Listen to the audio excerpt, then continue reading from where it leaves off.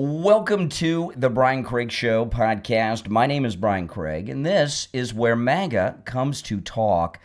Thanks, everyone, for joining on this day after Christmas. And we've got a lot to cover on the program today, no doubt about that. I got a lot of issues I want to cover, but, of course, the big news in the news today is this massive U.S. airstrike that the president ordered on Christmas Day in Nigeria. And I want to talk about this and take your calls. And I got a lot of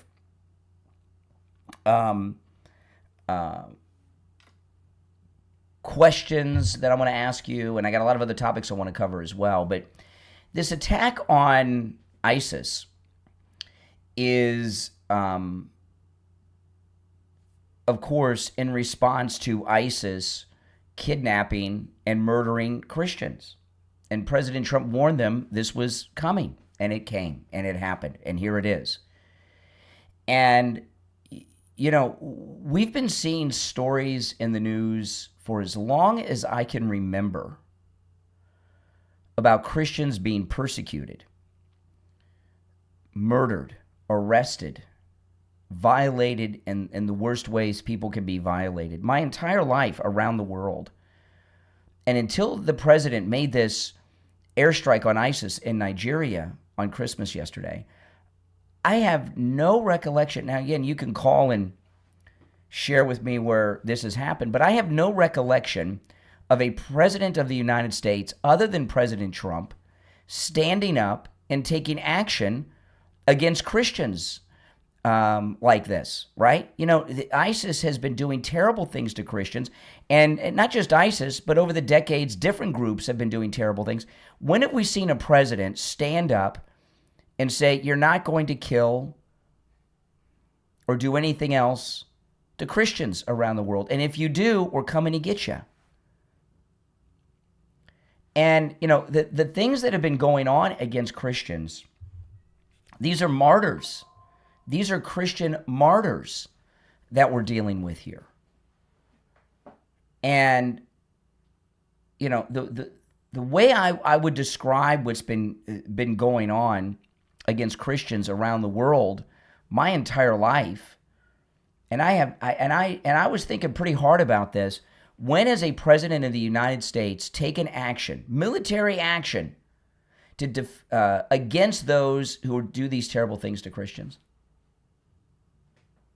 Simply because they're Christian. I'm not talking about some military action that had another. This military action is 100% in response to the persecution of Christians by ISIS. I have no memory of any president doing anything like that to defend Christians against this.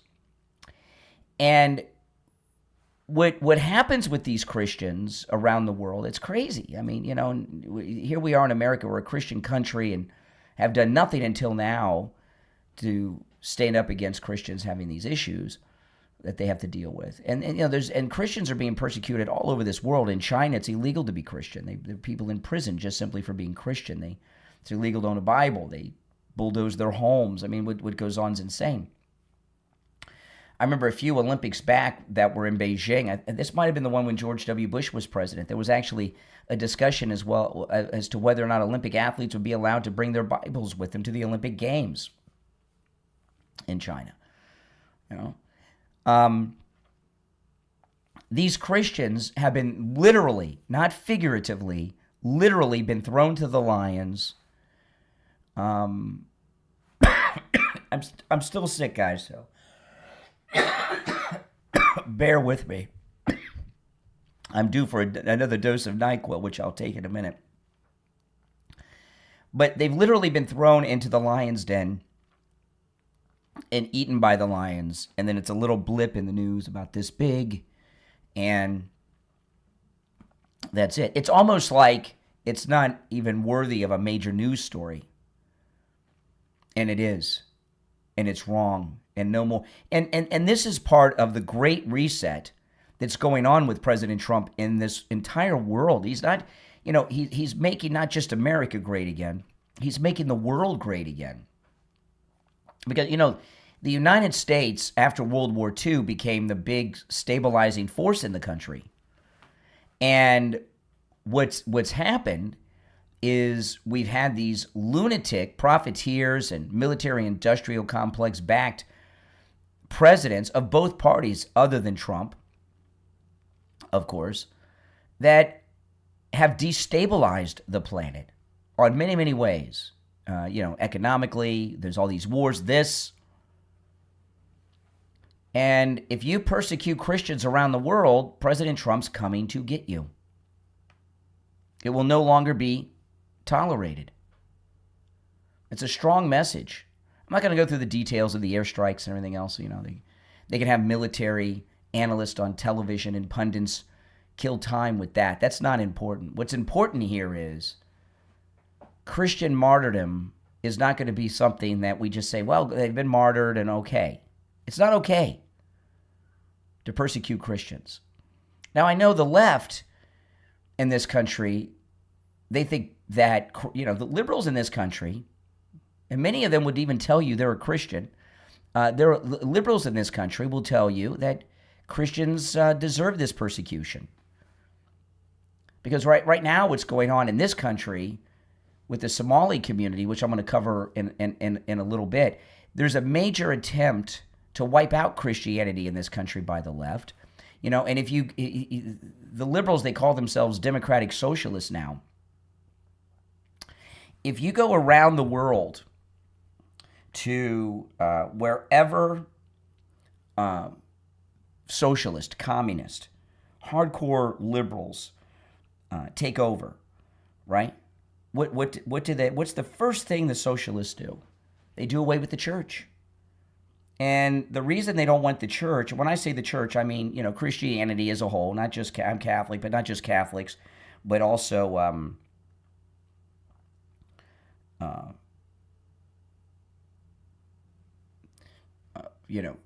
Protestants. What they do is wipe all that out because Christianity has a standard of morality that gets in the way of what the communist, the socialist, and the liberals want to do. And President Trump's like, and we, like as an example, George W. Bush wore his Christianity on his sleeve and told his born-again story many times. Did he ever do something like this, standing up for Christians? I don't think so. I don't remember it. No. And I remember in the first campaign, when Trump ran for president the first time, and he said 2 Corinthians, he's not a Christian, he's not a Christian. President Trump is the most Christian president we've had in our lifetime. You remember about, 3 weeks ago, a month ago, a few weeks back, President Trump was doing one of those press gaggles on Air Force One when he stands in the doorway, and he was talking to the reporters, and then he said he wasn't sure he was going to go to heaven. And, of course, what the Democrats and the never-Trumpers say and what they grab onto with that is, his deportations, he's sinning, and all this stuff. President Trump does not use military forces lightly. He has been an anti-war, conscientious objector his entire life. He was opposed to the war in Vietnam. He was opposed to the invasion of Iraq. The George W. Bush's war of Iraq with Cheney. And when he said he's worried about going to heaven, I think what he was talking about were all these military strikes that he's had to order during his 2 terms where people have been killed. And he feels responsible for all these deaths. And sadly, these are things that he has to do and that have to be done. And no one else has done it. There's a Islamic crusade against Christianity going on right now. You look at this thing that they've been promoting over Christmas, which is disgusting. There was an ad in New York, and it's all over social media, that Jesus was a Palestinian. Not only is that inaccurate and offensive, because it is all those things, and disgusting, it's a very clever propaganda phrase that they've created, that Jesus was a Palestinian. And this is going to be something that becomes the new thing with the left and the Muslims in this country. They're going to continue to push this. And what they're trying to do is rewrite history, rewrite our Bible, and everything else. And liberals are already buying into that nonsense. It's only a matter of time before some liberal historian writes that in a history book, because that's what they are attempting to do. And I'll tell you what I'm going to do is I'm going to stand up and expose all this and call it out every time I see it on this program each and every day. And, here we are, people talk about New Year's resolutions. I'm not into New Year's resolutions. But I will tell you this, as we approach the end of this year and 2026 is upon us in a week, next year I want to ask you to join me in one goal: a Donald Trump MAGA victory in the midterms. If we do not win the midterms, these people that are promoting Jesus was a Palestinian will be in control of this government. They will, if they take control of the Congress, they will impeach President Trump on a weekly basis. And those will be the people that'll be calling the shots. That Jesus was a Palestinian crew. And this country is a conservative country. It is a MAGA country. The majority of the people are behind President Trump. And the work he's doing in this second term are things that are universally good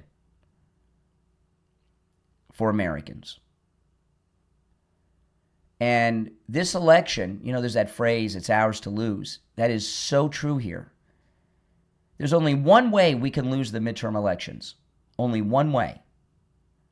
And that is if we don't turn out. We need to have a turnout the size of a presidential election. Swamp them at the polls. Remember, that was the phrase that the president used in the last presidential election. Swamp them at the polls.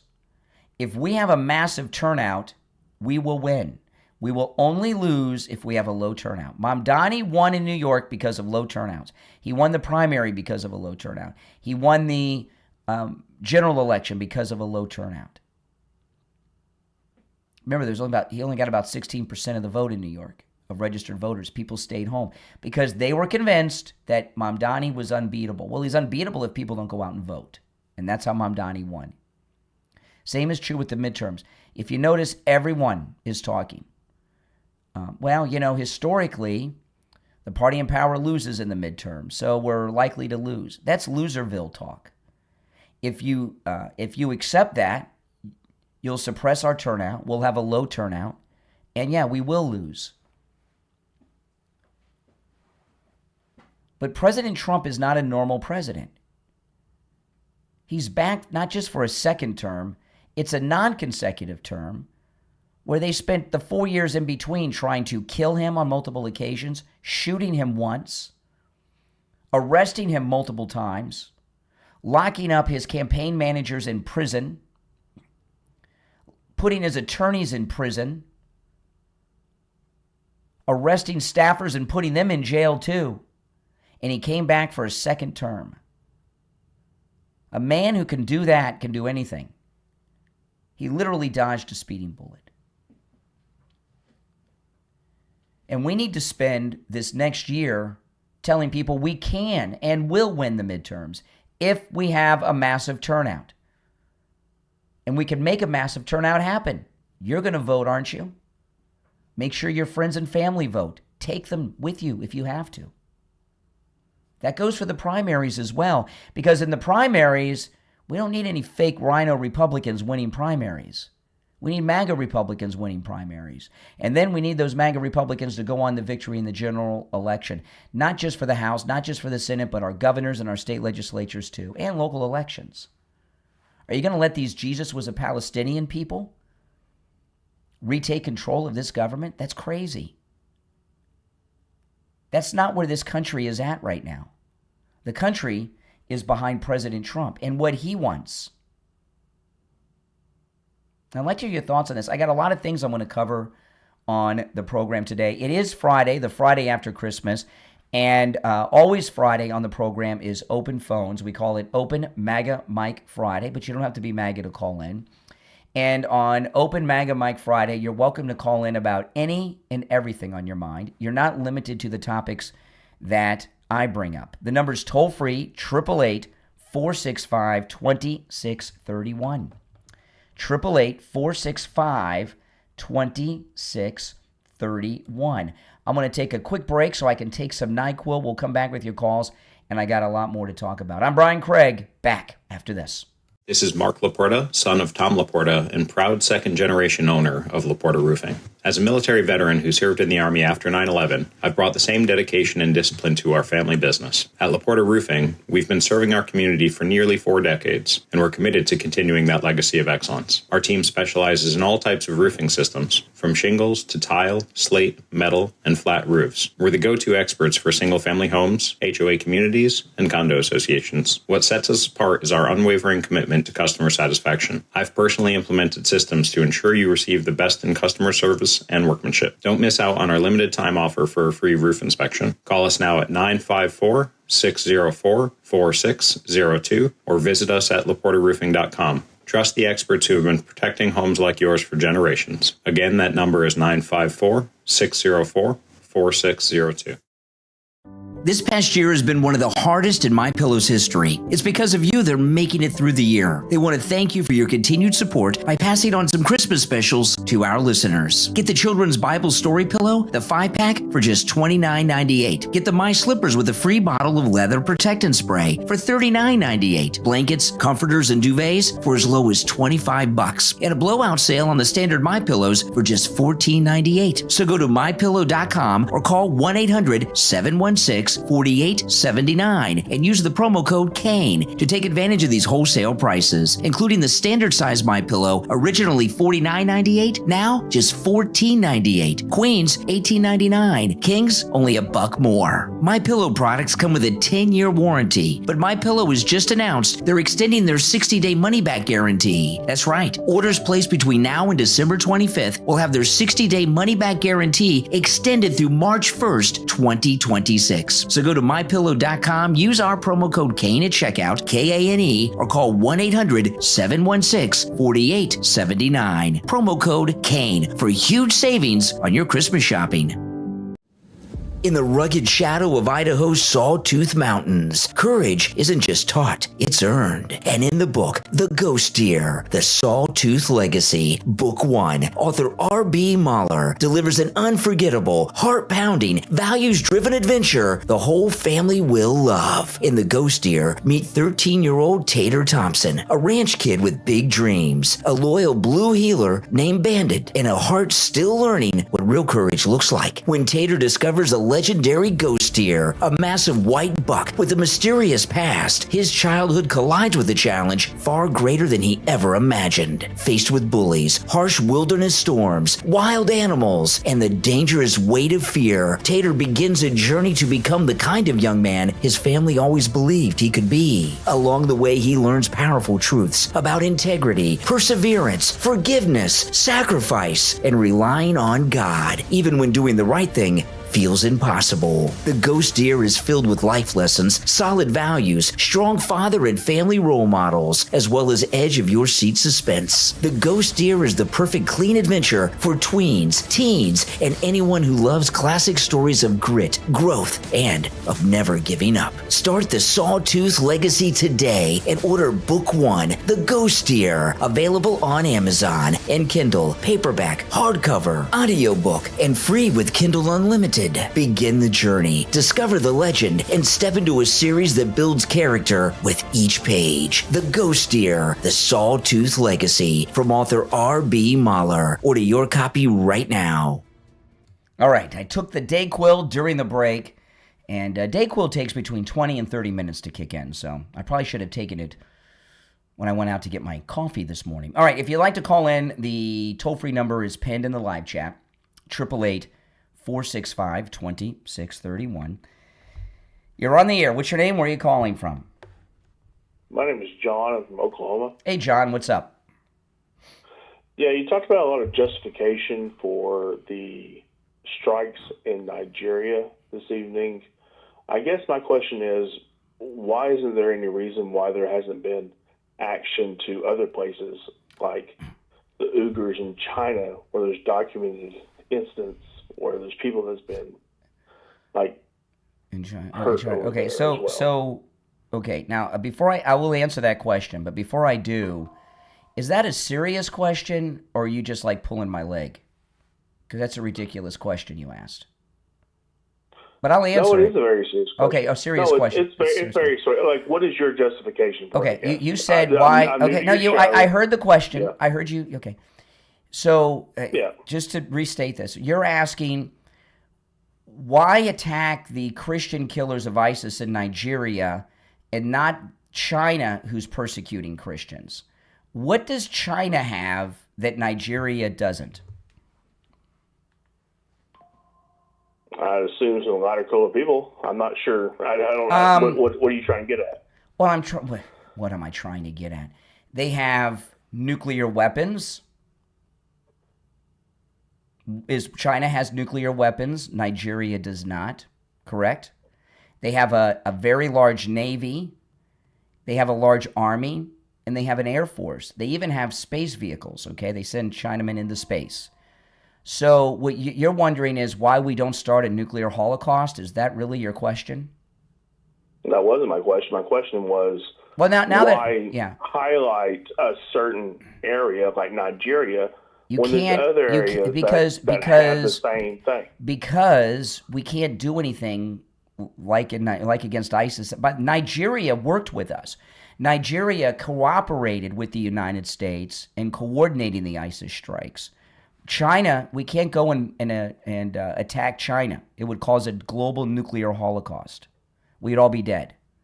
Does that make sense? Or do you want to have a nuclear holocaust? No one wants a nuclear holocaust. Okay, but well, my that's question is. Well, I answered your question. That was an example, right? There are other areas in the world. Oh, so now you want to change? Oh, now you want to go to somewhere else? No, you specifically said China. So respond to what I said. Now, do you see why we don't bomb China? That'd be pretty stupid, wouldn't it? I think it's silly that you're highlighting the example I gave and not answering the whole. It was the example you gave. I responded to the question you gave me with your example, and now that you feel like a dummy because I explained it, you weren't thinking clearly. You're trying to move on to another topic now. You're a silly person. I think I'm so glad you answered my call, though. Thank you so much. I appreciate it. Also, you're surrendering, cowering out. No. If you want to talk more, I would love to talk more. Yeah. I would really. You haven't. I answered your question, and you haven't responded. You're trying to move on to another discussion.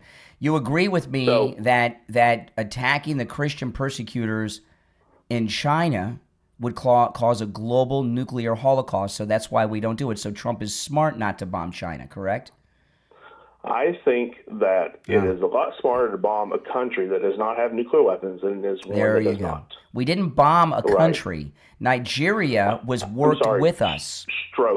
ISIS. We bombed ISIS.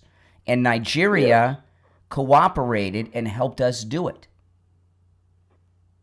No, I think I'm not saying the justification for it, though, and the platform you're putting it on, I think is misrepresentative of the other places that are also.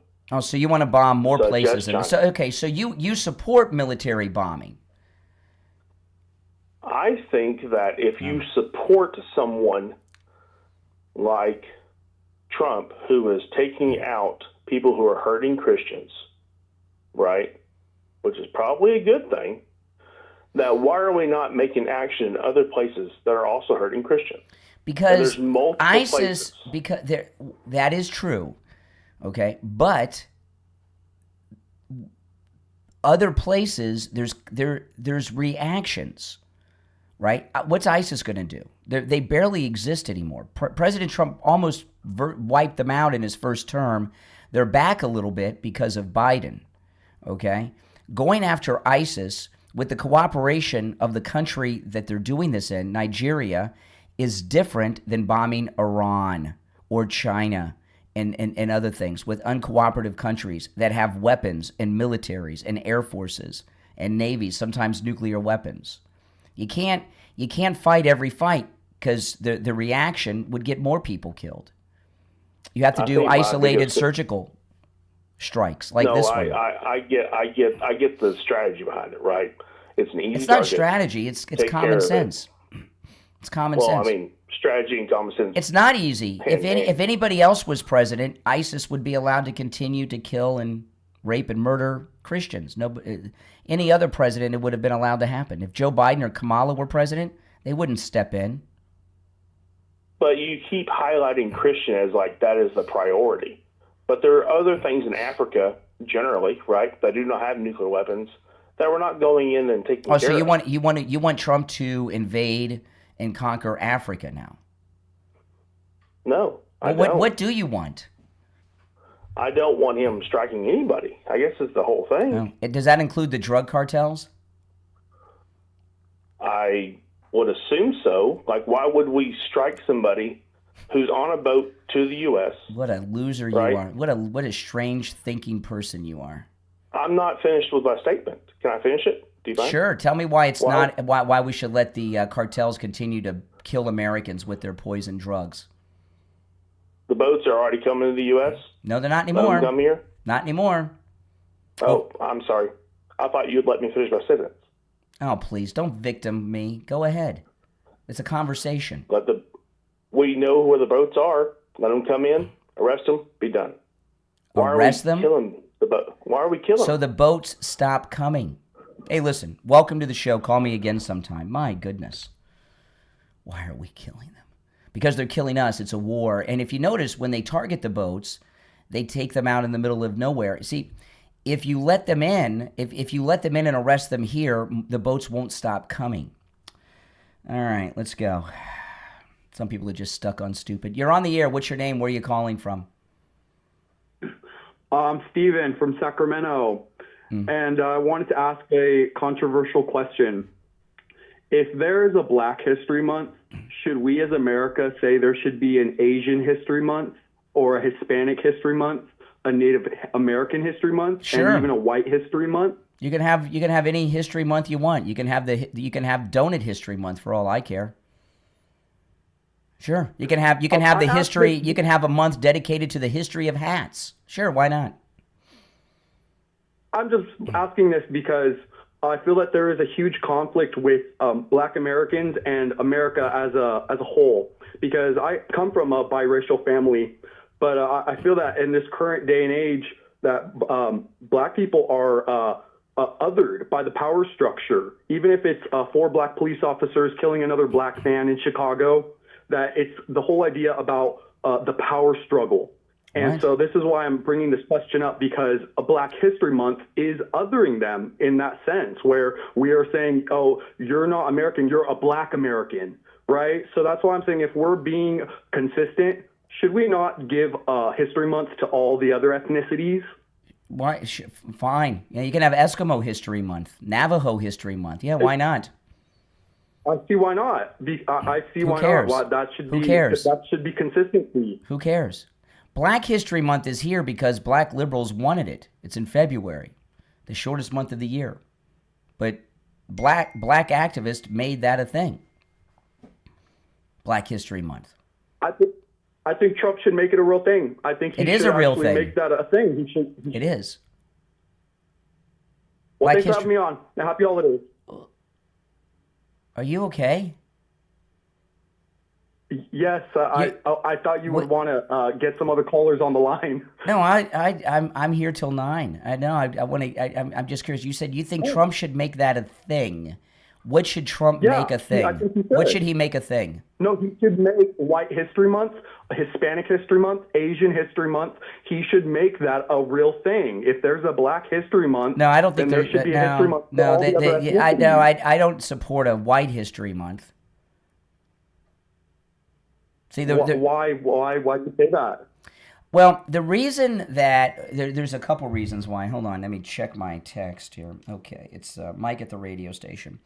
The reason I don't support White History Month, there's a couple of reasons. The reason that liberal-minded people like you push for I'm that. not a liberal-minded person. No, I'm not liberal. That's why I'm asking this controversial question. If there's a Black History Month, why isn't there a White History Month? Why isn't there an Asian History Month? Well, why isn't there a I Hispanic know. History Month? I'm trying to answer, repeating the same. same. I'm trying to answer you, but repeating the same Go question over and over just makes me think that you went to school on the short school bus. The way you're talking. I'm sorry you hate your own people. I'm sorry you hate white people so much that you don't think they deserve a History Month. But white people are another ethnicity excuse in me. this world I'm that trying deserve to. live. I'm trying You deserve to. be Excuse here, me. just like The everyone reason else. there's a couple of reasons I don't support a White History Month, but people can have any History Month they want.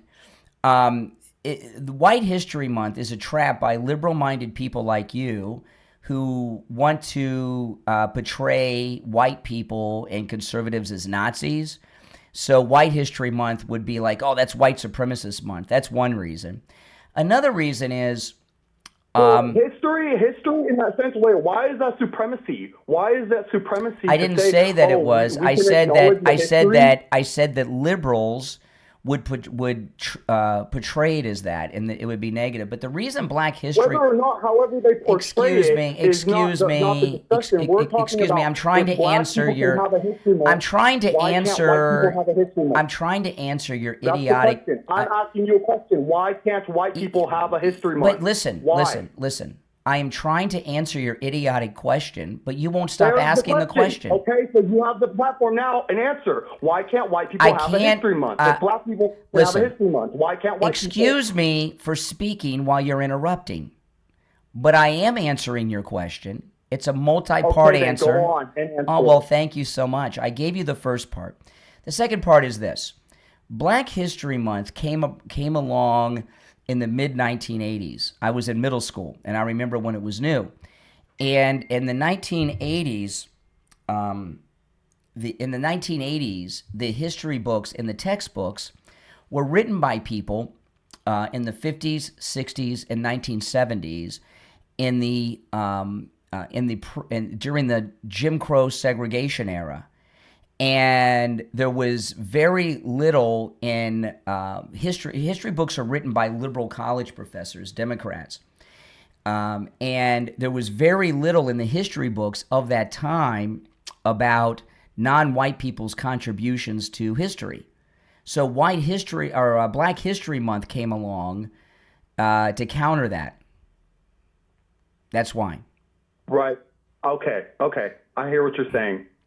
I feel like it's just such a broad term because when we're saying Black History Month, are there not different types of peoples on the African plain, just like in Asia? There's not just Chinese. There's, Laotian, Korean, Vietnamese. There's different peoples of that ethnicity. Yeah, but there's only 12 months out of the year. Right. I'm not trying to say that Black people haven't accomplished anything. That's not what I'm saying. I'm saying the Civil War was a huge deal, and there were Black slave owners. Native American people were slave owners, and at least America made some changes as a society and a country. Well, hold on. While that is true in small numbers of slave owners, the slave owners were Democrats. Okay. And that's a fact. And the slaves were freed by the Republicans. I'd be satisfied with getting that in the textbook. Was started as the anti-slavery movement. The Republican Party was started as an actual anti-slavery movement. I know the history about the Democrat Party and the Republican Party. Yes. Okay. All right. Well, they're still on the plantation by the Democrat Party. They're still on the plantation. Are you kidding me? The The Democrat Party has been losing. The Black families here take a welfare check instead of having two parents in the household. Nobody's stopping them from getting married. Can you tell me what year it is? Can you tell me? Excuse me. Can you tell me what year it is? What year is it? It's 2025, and Black people are still blaming white people. Okay. The reason I asked what year it was is because I thought that maybe through sunspots or the Aurora Borealis or something, you were hearing me from decades ago because you sound like a guy from 30 or 40 years ago. The Black vote has been moving. Excuse me. I'm speaking again while you're interrupting. The Black community and the Black vote have been moving to Trump for a decade, and the Democrats no longer have a lock on the Black vote. Listen, I got to run. but I appreciate the call. Call me another day, all right? Well, happy holidays. Thanks for the No, discussion. Merry Christmas and Happy New Year. And Happy New Year to you, too. What about Merry Christmas? Can you say it? No, he can't say Merry Christmas. He hung up. Can't say Merry Christmas. Another fake conservative, another liberal trying to sound like a white supremacist, you know. If the Republicans and MAGA really are racist white supremacists, you liberals wouldn't have to pretend to be us and say stupid things like that. All right, and you proved I was right about your being a liberal when you refused to say Merry Christmas. All right, we got about a minute till the radio show starts. We are live. It is the day after Christmas. Welcome. The NyQuil's starting to kick, or not NyQuil, DayQuil. Oh my goodness. If I took the NyQuil, I'd be asleep in a few minutes. The DayQuil is kicking in, which is good. We'll be on the air in less than a minute. If you're on hold, stand by. If you'd like to call in, please do. The number's pinned in the live chat, 888-465-2631. 888-465-2631.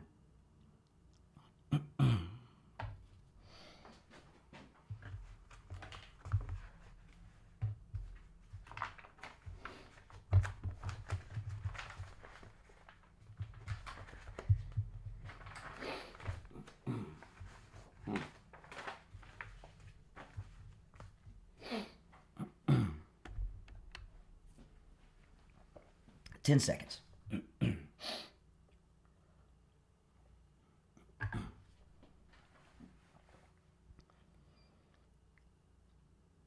Welcome back, everyone. It is the day after Christmas. My name is Brian Craig. You are listening to Florida's longest-running radio show, The Steve Kane Show, on the radio since 1977. If you're on hold, stand by. It is the day after Christmas. We are here live today. Hope everyone had a great and very Merry Christmas. And today is Friday, and Friday is open phones. Remember, open MAGA Mike Friday. And on Friday's show, you can call in about any and everything on your mind. You're not limited to the topics that I bring up, or Steve when he joins us. The number is 888-465-2631. I'll take a call or two, which I don't normally do, and then I'll get into the news stories. As I'm still under the weather. The DayQuil is just kicking in from my most recent dose, so it takes about 20 minutes, sometimes 30, but about 20 minutes I start to feel that it's kicking in. All right, you're on the air. What's your name? Where are you calling from? Hey, I'm Jonathan, calling from Texas. Hey, Jonathan in Texas. What's on your mind? Hey, brother, I just wanted to call. I don't know if there's any people on here that are kind of doubting what's going on right now.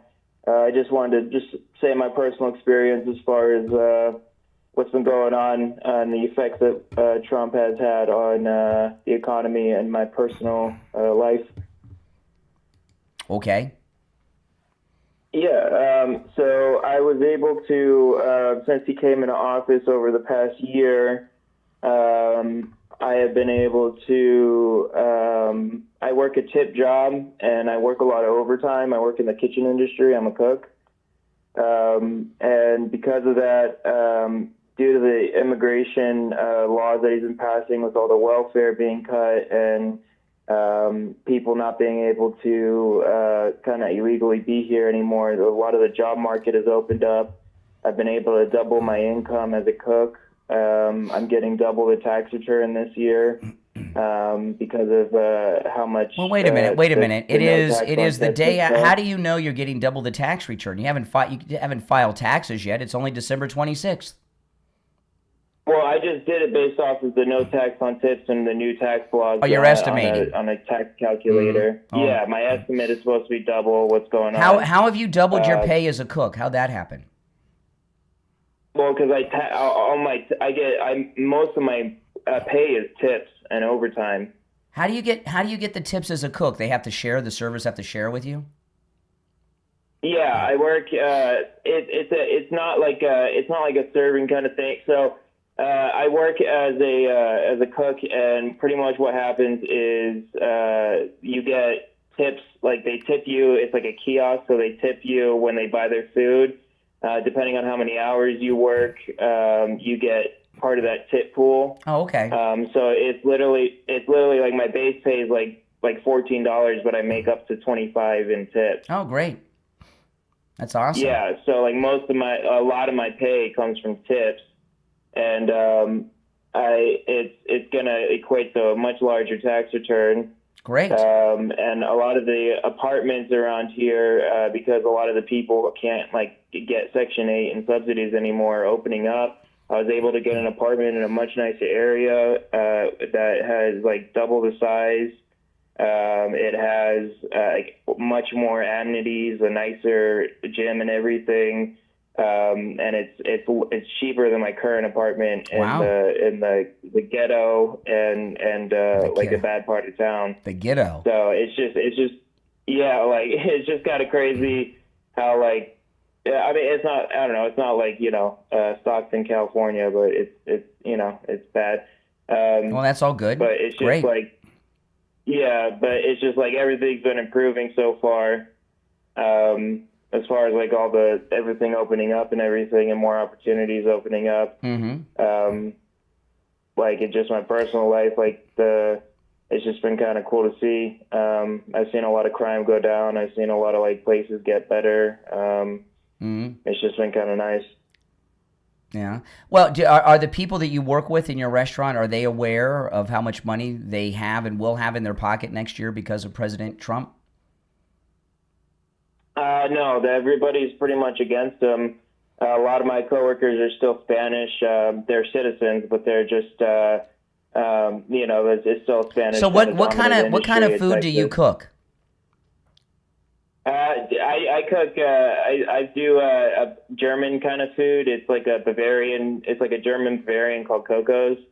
It's got like, you know, sausages, pretzels, smash burgers. We got like chicken. Oh, okay. And what is it? A kiosk like in a mall or something?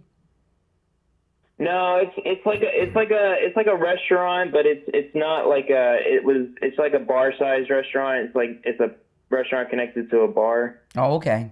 All right. But they have like a bunch of locations across like stadiums across the nation. Okay.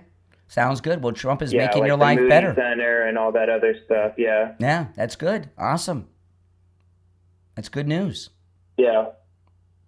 All right. Appreciate the call. Yeah, you have a good one. All right. Take care. You know, a lot of people are going to find when they do their taxes, you know, that's why we have Jamie Levac from Swift Tax. He's going to be joining us, I think, today in the 7 o'clock hour.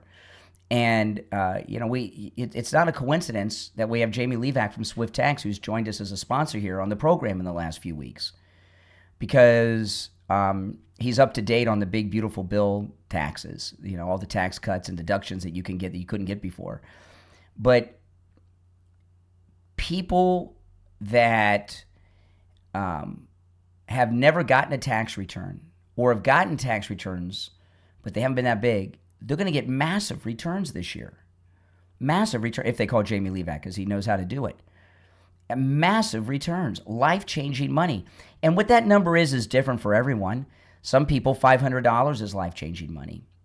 Some people, $100 is life-changing money. Some people, $5,000 is life-changing money. But you heard what this guy did. See, you know, the economic cycle, capitalism, the left, they think that's all negative. They go trickle-down economics, voodoo economics, you know. That's what capitalism is. And he already said he's got more money in his pocket because of the no tax on tips. And what did he do? He got a nicer apartment in a nicer part of town, in a nicer community than he had before. When people, you know, and that's how the economy improves. When people have more money in their pocket, they spend it. Most people don't save it, they spend it. Especially people that are on the lower income side. And whatever they spend it on, it's fed back into the economy.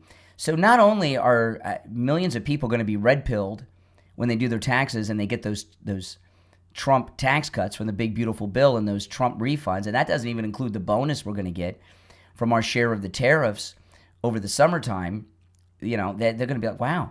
And Democrats are going to be running on what? Ending the Trump tax cuts and, you know, reversing the big, beautiful bill, which is putting life-changing amounts of more money in people's bank accounts. It's really amazing. and it's freaking out the Democrats because they know they've lost the pulse of the American people. They've lost their support, except in these very blue areas, New York and parts of California and such. There's always going to be Democrats and Democrat-controlled areas. Now, we got a lot to cover on the program today, and I am going to cover quite a bit. But first, I want to talk about Friendly Tire. Friendly Tire in Margate is open today. Go over there. Get new or used tires on your car. Remember, when you call Friendly Mike, the price he quotes you is out the door on the road, because for both new and used tires, Friendly Mike does not charge you to balance the tire, dispose of your old tires, or mount your new tires. You can get new tires out the door and on the road for as low as $75 a tire. Used tires out the door and on the road as low as $35 a tire. These are great tires. They're spectacular, and the price is out of this world low. He is open today and tomorrow. Go into Friendly Tire in Margate. Make sure you tell him I sent you. He'll take extra good care of you. Give Friendly Mike a call. He'll give you a quote right over the phone. 954-977-9445. 954-977-9445. That's 954-977-9445 for Friendly Tire and Margate. We'll be right back. All right.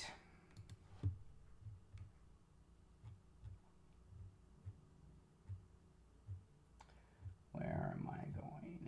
Okay.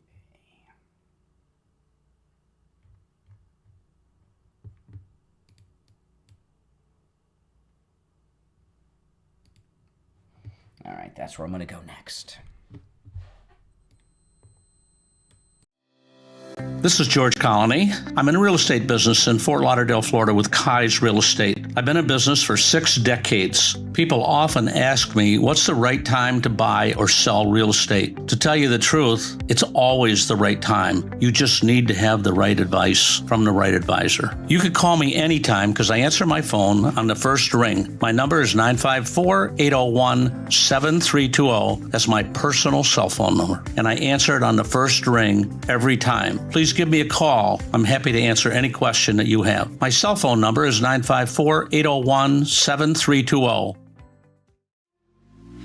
Peptide research is exploding, and GLP-1 is leading the charge. Across the country, researchers are exploring metabolic, regenerative, and cellular repair models like never before. At MyPurePeptide.com, based in Dallas, Texas, they supply high-purity, lab-verified peptides for controlled research environments. Whether your work involves GLP-1 metabolic studies tied to weight and energy balance, cellular health and modulation models, or tissue repair pathways, MyPurePeptide.com is committed to supporting your research with clarity and consistency. Visit MyPurePeptide.com and use code DALLAS to save 25% on your order for research use only. MyPurePeptide.com. On the line, we have Lewis. He had some issues with some taxes in past years, and he called Jamie Levac over at Swift Tax, and Jamie took good care of him. Lewis, welcome to the program. Oh, thank you. How you doing today? Oh, I'm doing great. So tell me how Jamie from Swift Tax helped you on your taxes. Well, I was having trouble with another company. I called Jamie and bingo, and the next day I had a meeting with him. And the next day I brought my wife in there with all the paperwork, and he's done straightened all my back taxes out, and I'm actually getting money back now. Wow, this is pretty amazing. So this other company you went to told you owed the government money, and Jamie over at Swift Tax took a look and found out that not only did you not owe money, you're getting money back from the government?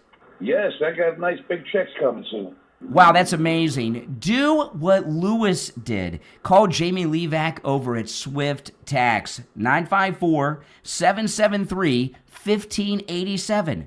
954-773-1587. 1587. All right, remember, Jamie Levac can help you with your taxes no matter where you're located in the United States. Give him a call. He's very, very good. In fact, Steve Kane's using him. He's already met with him. We've got less than a minute, and we'll be back. If you're on hold, stand by. And if you'd like to call in, the number is toll-free no matter where you're watching, is pinned in the live chat, 888-465-2631. Did any of you catch my live stream early this morning and go and watch the German in Venice talking about the Adam the Woo? Isn't that a little strange to you? Wow, this is pretty amazing. So this other company you went to told you owed the government money, and Jamie over at Swift Tax took a look and found out that not only did you not owe money, you're getting money back from the government. Wow, that's amazing. Do what Lewis did. Call Jamie Levac over at Swift Tax, 954-773-1587. Okay, less than 30 seconds. We'll be back.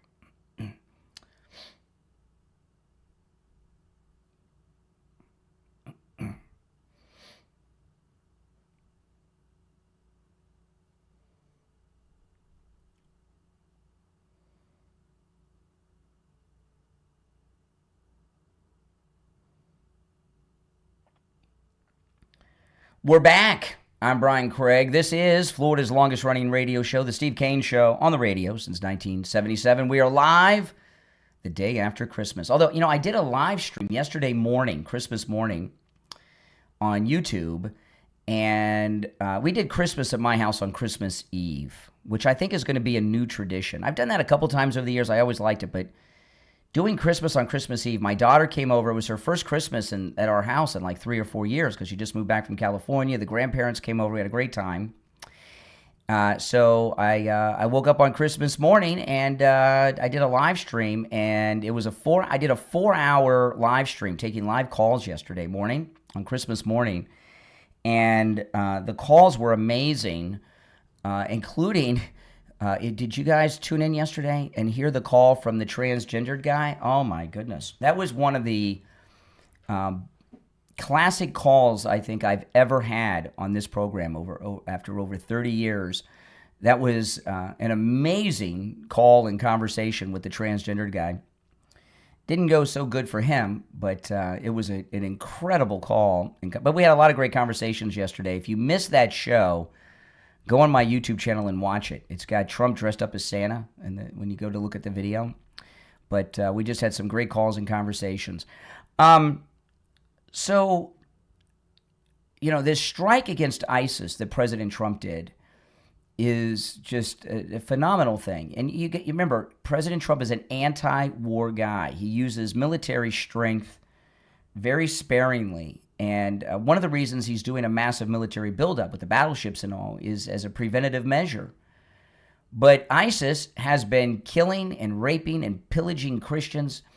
And you look, and I throw this out to you to remember what Charlie Kirk said, prove me wrong, but my entire life, I've been hearing stories of Christian persecution going on in this world.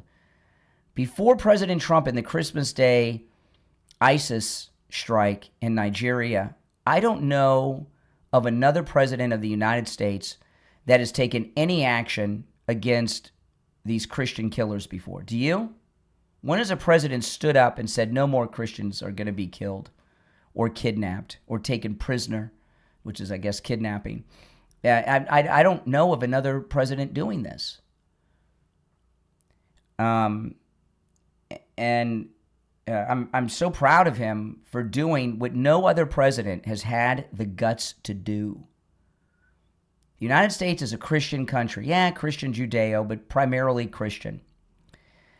And this persecution of Christians around the world, the liberals think it's justified, you understand. And in this country right now, over this Christmas season, there's terrible things going on.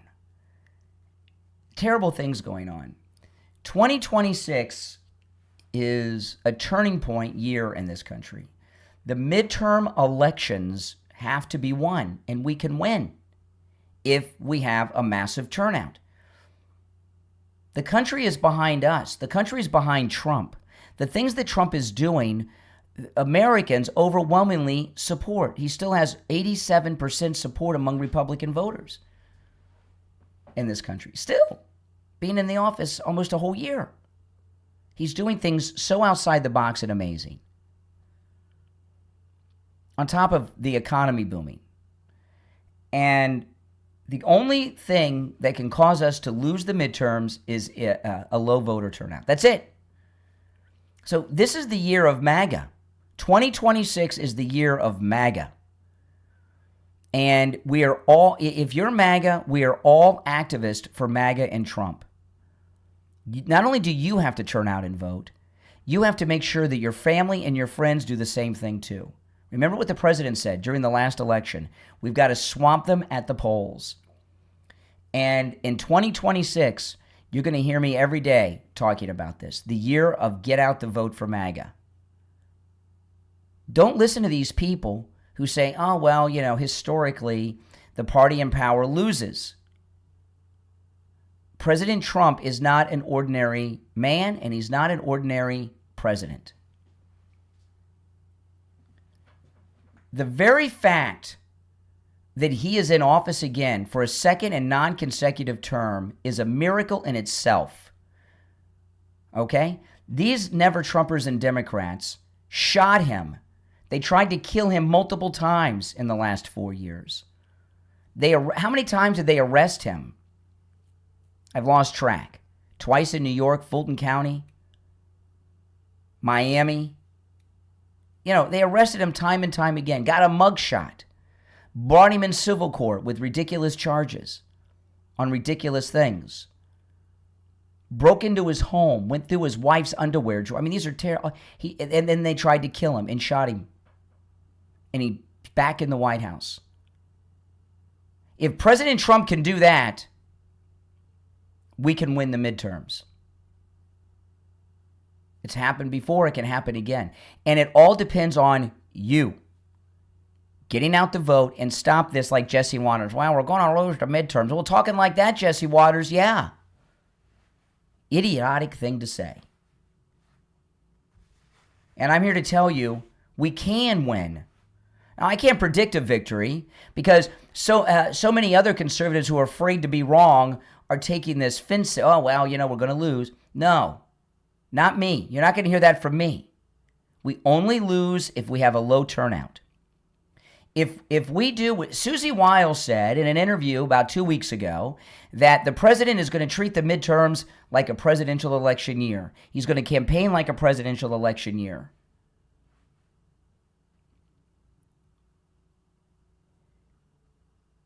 You've got to show up and vote. You've got to make sure your friends and family do the same and your coworkers, and we will win, and we will win big.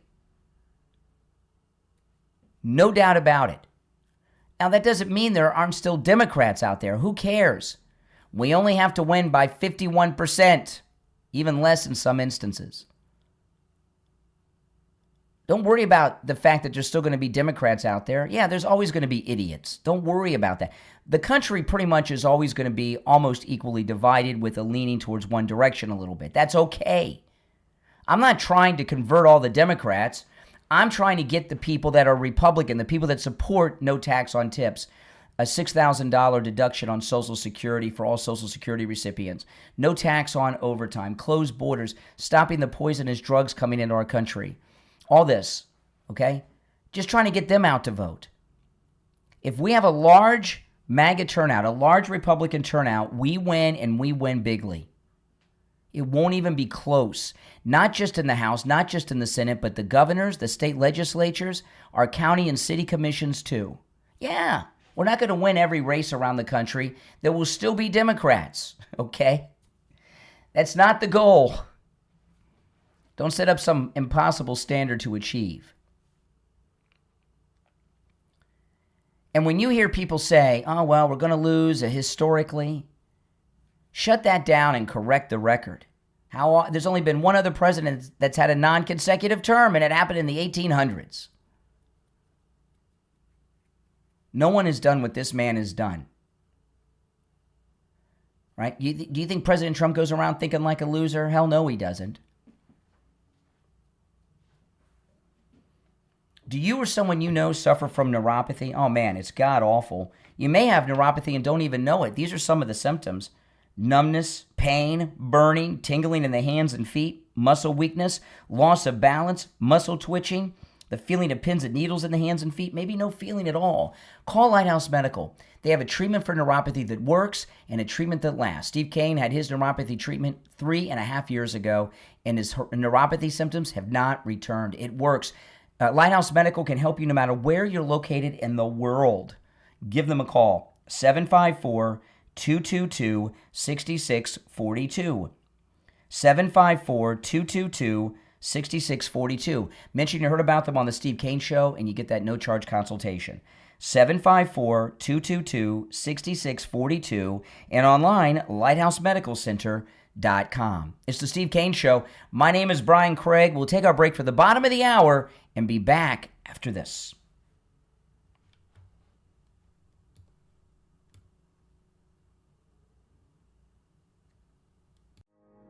Have you ever found yourself asking, why does my spouse do that? And wishing you could finally understand. Instead of arguing, you can. You just need the right help and guidance. And that's what you will find in the book, Why Does My Spouse Do That? From psychotherapist and author Eunice Oderend. This must-read and life-changing book blends over 25 years of marriage experience with professional clinical insight to help couples just like yours uncover what's really happening beneath conflict, silence, and emotional distance. This isn't a book about blame, it's about understanding. Why Does My Spouse Do That? Is filled with guided reflections, as well as real-life examples and clear action steps that couples can use to improve communication, heal emotional wounds, rebuild trust, and navigate real challenges like financial stress, postpartum changes, cultural adjustments, and intimacy struggles, and you'll learn to do it together. Whether you're newly married, feeling stuck after years of tension, or working to reconnect after disappointment, Why Does My Spouse Do That? Offers structure, empathy, and hope. You'll learn to understand the past, navigate the present, and begin your future together again. It's time to reconnect, understand, and bring peace back to your marriage with Why Does My Spouse Do That? Available on Amazon in Kindle, paperback, hardcover, and free with Kindle Unlimited, as well as the author's website, euniceoderin.com.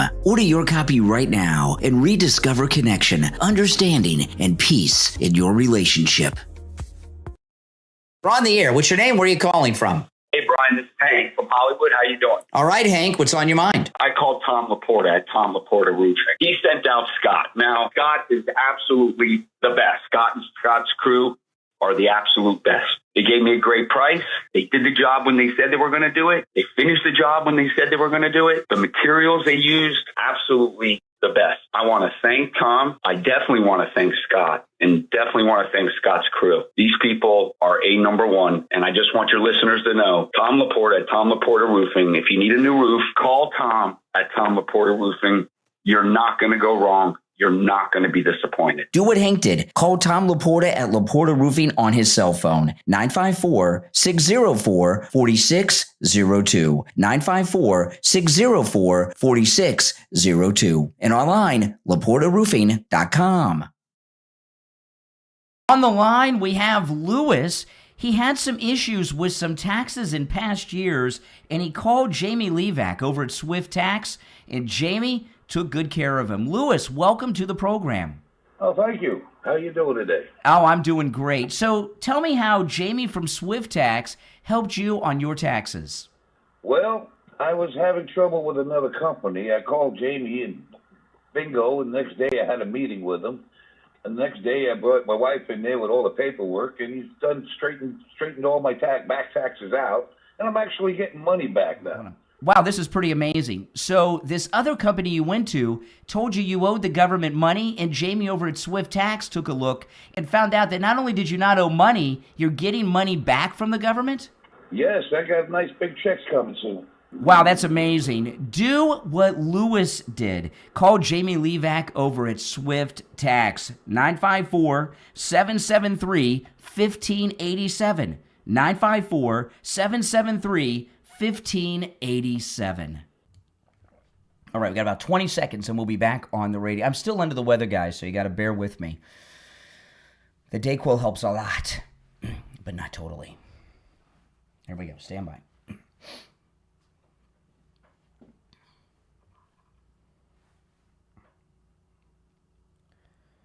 Welcome back, everyone. I'm Brian Craig. It's the Steve Kane Radio Show. We are back live the day after Christmas. Hope you all had a great Christmas. I know I did. I told my wife, I think that this was our best Christmas we've had in maybe ever. I did. This was just a great Christmas for my family. All right, so I was telling you guys, this is the year of MAGA 2026, right? The year of MAGA. Getting the vote out, it is so, so important. There's a major takeover attempt in this country that's been very, very successful. I'm going to share something with you. This is insane.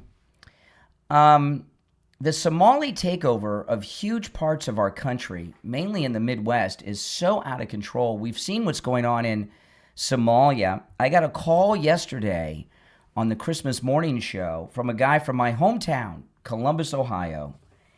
And he told me that the Somali community's taken over Columbus, Ohio. And the lieutenant governor of Minnesota, who's running for U.S. Senate in Minnesota, put on a hijab, surrounded herself with Somalians, and made a statement, which I'm going to share with you in just a moment. And there's all this talk that there's you've heard of fake news, right? Of course. But there's a new thing going on right now, fake history. And what the liberals are doing now are telling us the great role that Somalians have played in the building of our great country, the United States, which is absurd. Michael Knowles from the Daily Wire, he did an incredible piece recently on Somalians. Do you know how many Somalian, and he did some great research on this, Michael Knowles. Do you know how many Somalians were in the United States in 1990? I graduated high school in 1989, so I was 19 years old in 1990. Think about it. Just take a guess. I'm not going to troll for calls. I'm going to tell you in a moment. How many Somalians were in the United States in 1990? How many do you think? 2,100. 2,100. In 1990. Now, 92, 93, there was a massive move here during Bill Clinton's time, but 2,100, that's it, in 1990. Somalians have played no positive role in anything in this country. The only thing the Somalians have brought us is negativity. There's nothing positive from the community. 2,100 in 1990. It's crazy, isn't it? Yeah. It's crazy. And the lieutenant governor of Minnesota, I'm going to play this audio for you. If you're watching me on YouTube, you can see it. She put on a hijab. She's surrounded by Somalians. Assalamu alaikum. My name's Peggy. Okay, so she started, I guess she's speaking Somalian. Assalamu alaikum. Salam alaikumla. What?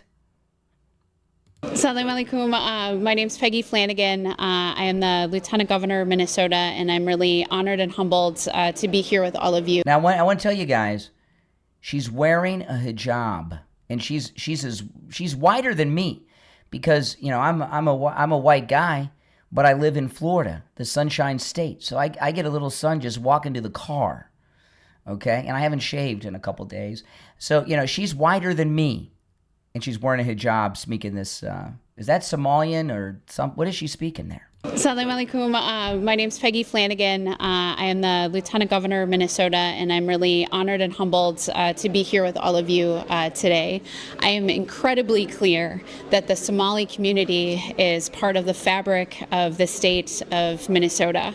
I think about my friendship with Nimco. We've been friends for almost 25 years. That's her Muslim friend next to her wearing a hijab.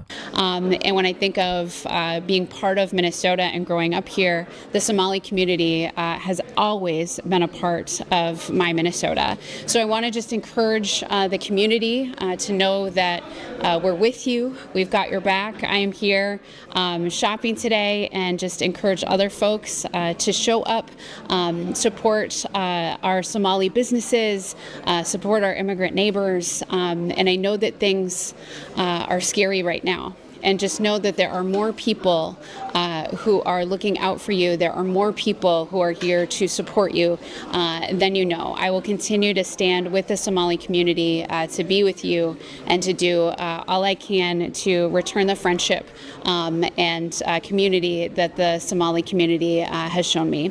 Thank you so much. Yeah, Salam alaikum. My name. Salikala Kumla, whatever the heck that means. I don't know. Do we got to dump that mic? I don't even know what that means. And then we have, let me pull this up. I know that's pretty crazy, isn't it? Then we have, I know Mike Lindell's running for governor of Minnesota. We got to support Mike Lindell. Then we have Mayor Wu. I got a soundbite of Mayor Wu somewhere. Let me see if I can find it because I want to play it for you guys. If not, I'll just tell you and pull it up later. Let me play this one first because I got this one queued up. This is Congresswoman Jayapal. Okay, listen to this. The majority of Americans across the country, regardless of political party, know that immigrants from all over the world, Somalia, India, wherever they're from, Latin America, Africa, that immigrants have built this country and make this country what it is today. What have Somalians done that you would consider part of building of this country? I don't understand that. And here's Mayor Wu.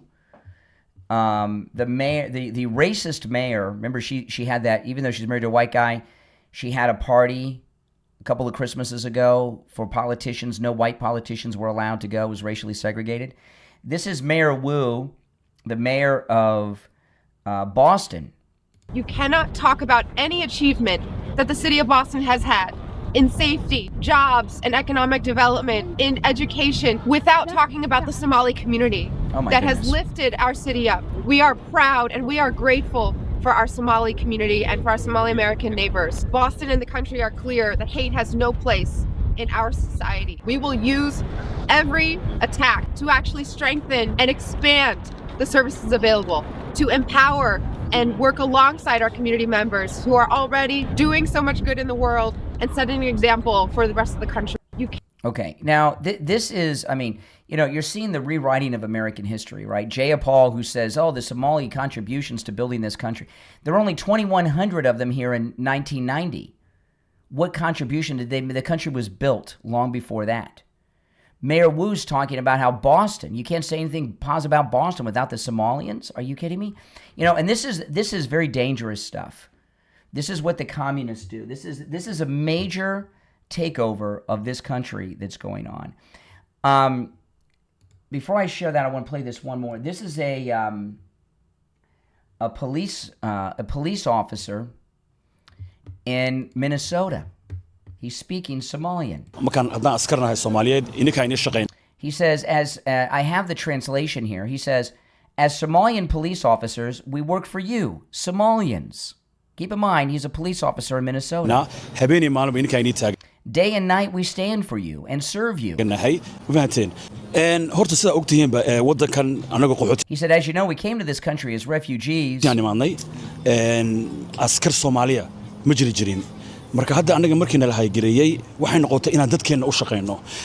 He says, now that we've been hired, it means we're working for our own people, Somalians.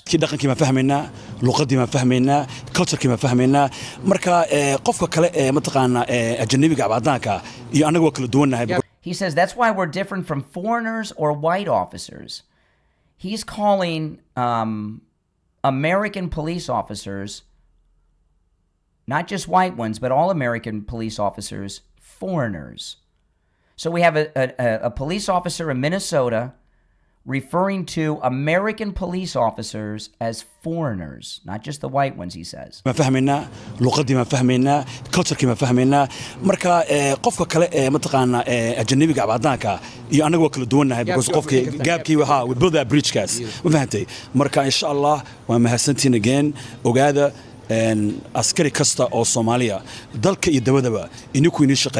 He says, whether you're in the homeland or abroad, Somalian police officers work for you.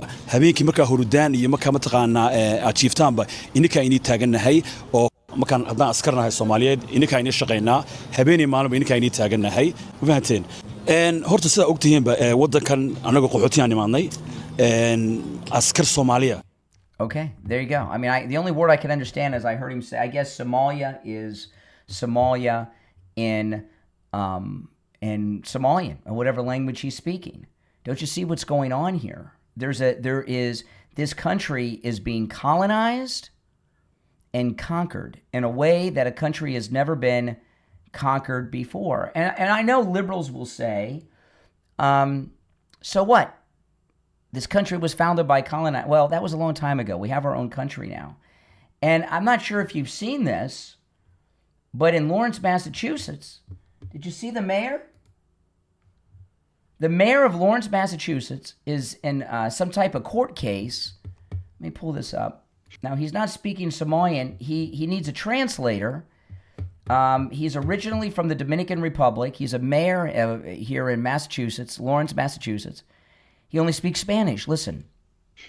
So I'm advised by counsel for the respondent that they. This is a lawyer in a deposition talking to the mayor. You haven't, and you hear the mayor's translator. So I'm advised by counsel for the respondent that they indeed encourage this and substitution and have no objection and waive any objection they would have to the use of your services as a translator here. The division has a concern and has raised an objection based on the fact that counsel, much like me in my capacity as a hearing officer, don't speak Spanish, and therefore we're unable to decide independently whether questions are being translated both directions from the attorney and from the witness accurately. So I appreciate that objection. I do believe that under the circumstances, without objection from the respondent, we could proceed with your services. The risk is that there are many people associated with these proceedings. I mean, you see what's going on here. They're wiping this country out. And if we don't win the midterms, these foreign-speaking people that are calling American police officers foreign police officers, you've got police officers in Minnesota calling American police officers foreigners. What's going on here? We're being colonized. They're wiping out this country. And if we lose the midterms, if we don't have a big turnout and the Democrats win, you're handing the country over to these people. All right, I want to hear your thoughts on all this. We are live this Friday after Christmas. It's the Steve Kane Show, Florida's longest running radio show. It is Open MAGA Mike Friday, open phones every Friday. You're welcome to call in about any and everything on your mind, but I hope to hear your thoughts on the things I've been sharing. The number is toll-free, 888-465-2631. 888-465-2631. We'll be right back.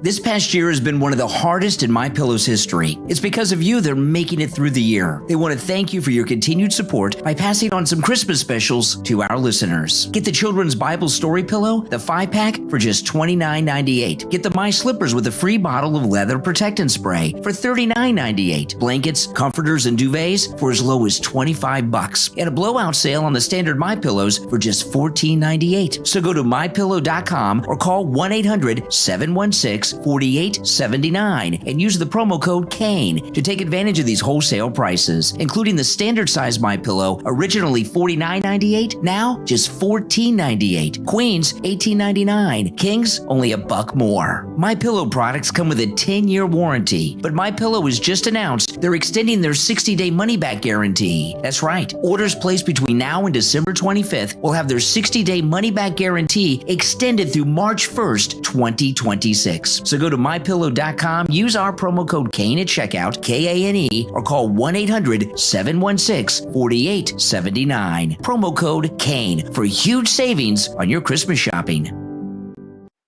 Do you want healthier chickens, stronger immunity, and rich golden yolked eggs without relying on chemicals? Of course you do, but how do you do it, and where do you even begin? That's easy with the new book from author Mary Butler, The Herbal Hen House, Nurturing Your Chickens with Nature's Remedies, available on Amazon. Author Mary Butler is a devoted chicken keeper and herbal enthusiast who brings more than a decade of hands-on experience straight to your coop. The Herbal Hen House is a warm, practical guide that that shows you how to use safe, effective herbs to support digestion, boost immunity, and improve egg quality, as well as help prevent common flock problems naturally. When you read The Herbal Hen House, you'll discover easy, beginner-friendly herbal remedies, simple DIY blends that you can make at home, as well as clear guidance on what's safe, what to avoid, and how to care for chickens at every stage of life, from chicks to senior hens. Whether you're raising your very first flock or have been tending chickens for years, the Herbal Hen House gives you the confidence to ditch those harsh chemicals and raise healthier, happier chickens the natural way. The Herbal Hen House, nurturing your chickens with natural remedies, from author Mary Butler, is available right now on Amazon in Kindle, paperback, and hardcover. Order your copy right now. Your chickens will thank you.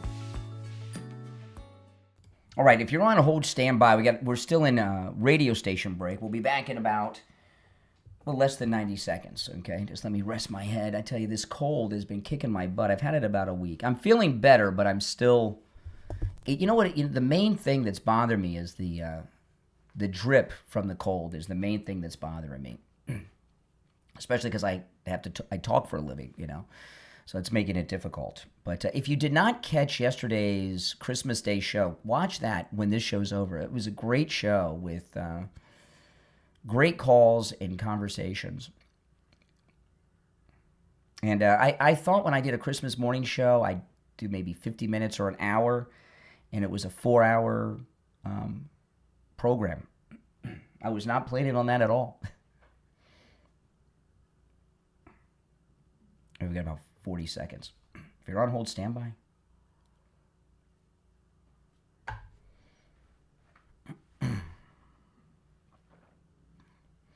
Welcome, everyone. If you're new, make sure you subscribe.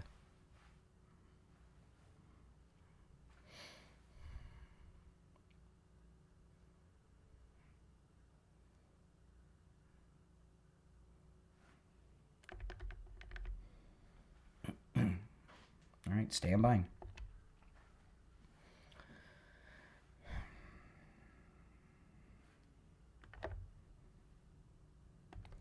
You're on the air. What's your name? Where are you calling from? Good morning, Conservative Doug. Oh, hey, Doug. What's up? This is annoying, man. It's so annoying to me. Besides that, there's other stuff, but I never thought I heard a policeman talking in another language. You know, the Spanish wanted to make Spanish a second language. They said, no, only English. But yet, you get this guy talking Somalian. Man, that's so annoying to find out. Well, Spanish isn't the same. You know, here we are in Florida. You know, Florida once belonged to Spain, and we've had but the Spanish police, they speak English, and they don't go around calling American-born police officers foreigners like this Somalian guy did. Yeah, man, it's really sickening to hear that the country has deteriorated that much in certain areas. Man, you know, I don't hear anything also being said that by the major news that Georgia now finally admits that the election was rigged, and you don't hear anything about that. You know, why? So because the liberals just love what they're doing, they want to wreck this country. See, and you know, and get away with it. Liberals believe that they represent the people, and because they represent the people, they feel entitled to do whatever it is they do for the greater good. But wait a minute. It's the greater good to have a Somalian policeman talking Somalian? Man, I don't care. What kind of idiotic thing is that? This is insane. Well, and the lieutenant governor is walking around in a hijab? She's not Muslim even. Yeah. Yeah, unbelievable, man. Unbelievable. At least I don't think she's Muslim. You know, if they would have made a movie about this 15, 20 years ago, I'd say, get out of here. Nobody's going to allow that. They did. They did, kind of. There was with John Travolta, White Man's Burden with John Travolta. I don't think I ever saw that. No. Yeah. Never saw that. It's a movie, White Man's Burden with John Travolta. It's not Travolta's best, okay? But it takes place it's an alt history movie where white people are the minority. White Man's Burden with John Travolta. Yeah. All right. Well, it's not his best maybe movie, they made but, you know. But but then, like I said, if I would have seen that movie, I would have said, that's not going to happen. There's too many white people. All right. Anyway. All right. Take care. Take care. Appreciate the call, Doug. Take care. Take care. You're on the air. What's your name? Where are you calling from? Yeah, it's Renee from Harlem. I just had to give your white power hour a little wake-up call. It's kind of interesting to hear you racists go into exasperations talking about your replacement theory. But it's going to happen. I think you should so know it's that. not a theory. It's a fact. You're declaring great replacement as a fact, not a theory, because you said it's going to happen. So you agree that it's you're saying it's a fact. What would you say if people were not going to ask you for reparations, they just take it? Why should you get reparations? For what? Because we've been in this country for 400 years with free labor. You're 400 years old? You work for free? Are you that stupid? You work for free. And you're 400 years old. Yeah, you said we've been here for 400 years and free labor. You're 400 years old and you work for, what are you, an immortal? What are you, a Highlander? Nope. Renee McLeod? You speak English? Well, first of all, the very idea that, not that you have much credibility, okay, Renee, with the audience, but to make the claim that you work for free and are 400 years old is a stretch. Well, who believes anything you say? And who cares? You're 400 years old and you work for free. Is that what you're telling me? That's what you heard? That's what you heard? You said we've been here. You said we've been here for 400 years with free labor. My people have been here for 400 years. How stupid are you? Who are your people? Man, look. Who are your people is the real question. The American people. But you think you're a Native American, right? I was born in the United States. I'm a Native American, yes. Just like you. Native. And how long has that been since the settlers got to your part of the woods? What? Huh? I don't understand the question. Colonizers. My ancestors came to America in the 1600s, to the best of my knowledge. Right. And there were no white people in that area before that, No, they right? weren't the original colonists. They weren't. I'm not a Mayflower descendant. I'm not a Jamestown descendant. They were just, You are a settler, a colonizer. One settler, one bullet. That's my theory. Okay. Come on. Stop quoting Obama. That was an Obama quote, if you remember. You're on the air. What's your name? Where are you calling from? Good morning, Brian. This is Pete from Oakland Park. Hey, Pete. Well, I just wanted to ask you one question, and I watch you every morning, and I watch everything that's going on with all these Somalians and all the Palestinians over here, and yeah, I think don't they have a Palestinian police force up in New Jersey or something, and I don't know. Hispanics out in California forming their own little communities that are anti-American in my eyes. I mean, what I'm seeing, maybe I'm incapable of comprehension here, but one question I wanted to ask you: what solution do you think these people are going to leave us in the long run? And I don't understand your question. I don't understand what you're asking. I mean, they just keep on getting stronger and stronger. Every day on your show, I see a new city that's the reason you're talking about the Somalians. Mm-hmm, yeah. The reason, okay, why do you think the lieutenant governor of Minnesota, who's running for U.S. Senate, I understand, put on a hijab like I play? Why do you think she did that? Well, she's doing it to get the Somalian vote, of course. Well, and campaign donations. Somalians have massive amounts of money to donate to campaigns because they've stolen $9 billion from the Medicaid system in Minnesota alone. I know that, yeah. So they have deep pockets. Right so they're buying off politicians. So what can be done about it? The Treasury Secretary and Dr. Oz from Health and Human Services and others, they're going to be there's massive arrests and investigations going on against the Somalian fraudsters.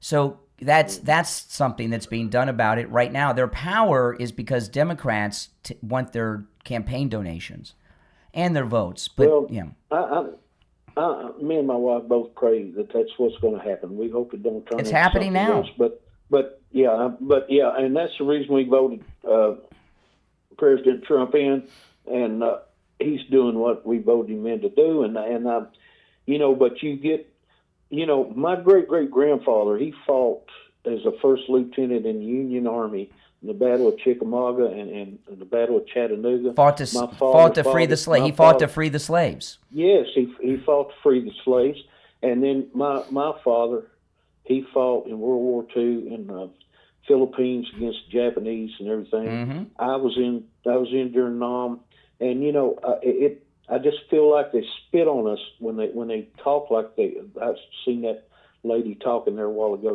What about standing up? Well, because for the American people? look at what Trump's done. Okay, another thing he's done. They've done away with the Visa lottery, and now you got to get the Trump golden card. Right. That cost, I don't remember, a lot of money. They were bringing in unlimited weight. This is all Obama. Obama's 8 years. Oh yes, I know. Because I was telling you that I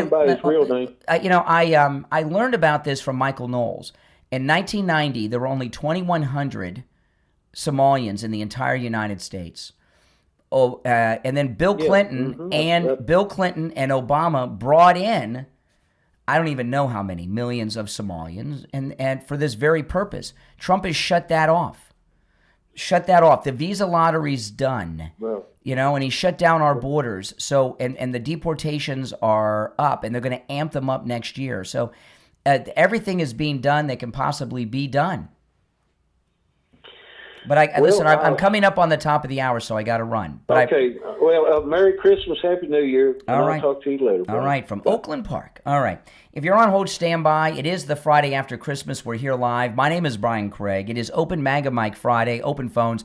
You can call in about anything and everything on your mind on today's show. The show prep is up to you all every Friday. The number is 888-465-2631. Call us on hold, stand by. I'm Brian Craig. It's the Steve Kane Show, back right after our top of the hour break.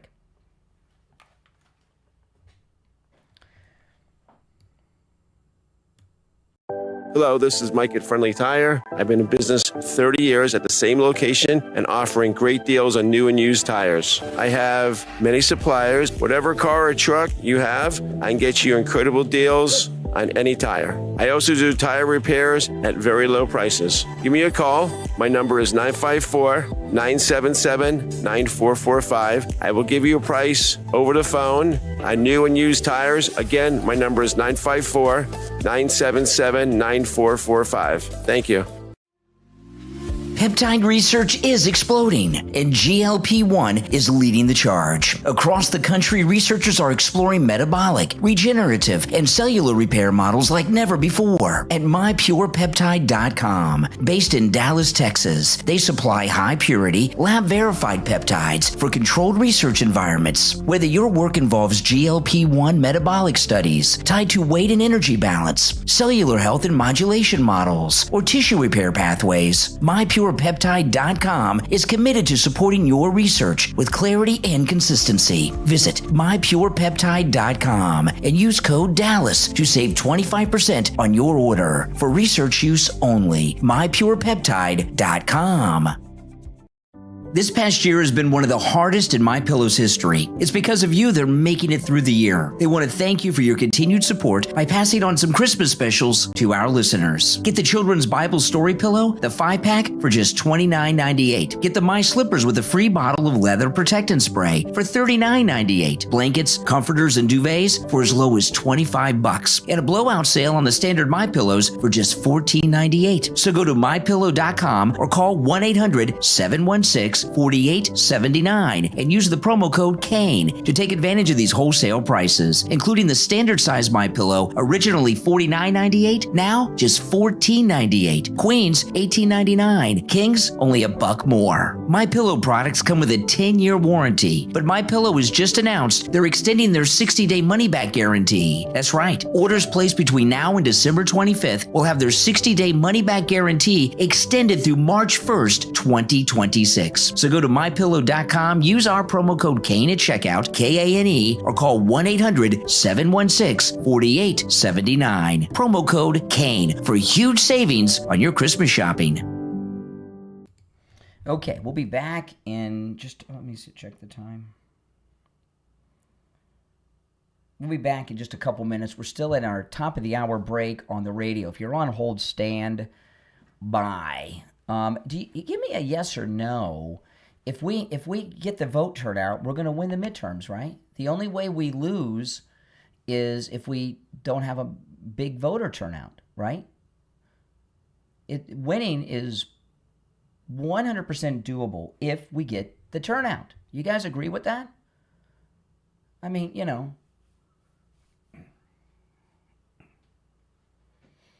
Yeah. You know, and I'm going to be pushing that hard.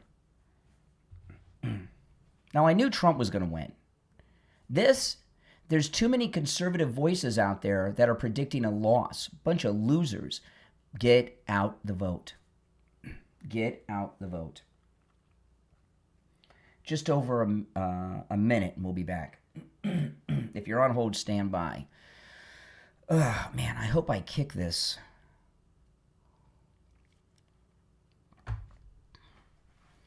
I hope I kick this cold today. I'm so sick of being sick. The main thing is the drip. That's what's killing me.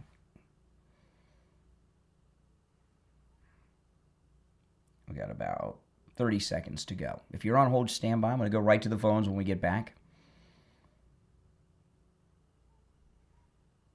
The Dayquil helps a lot. I always have Dayquil around. I've been using that for years. Theraflu is better, but I hate the taste of Theraflu. It's hard for me to get it down. All right, 10 seconds.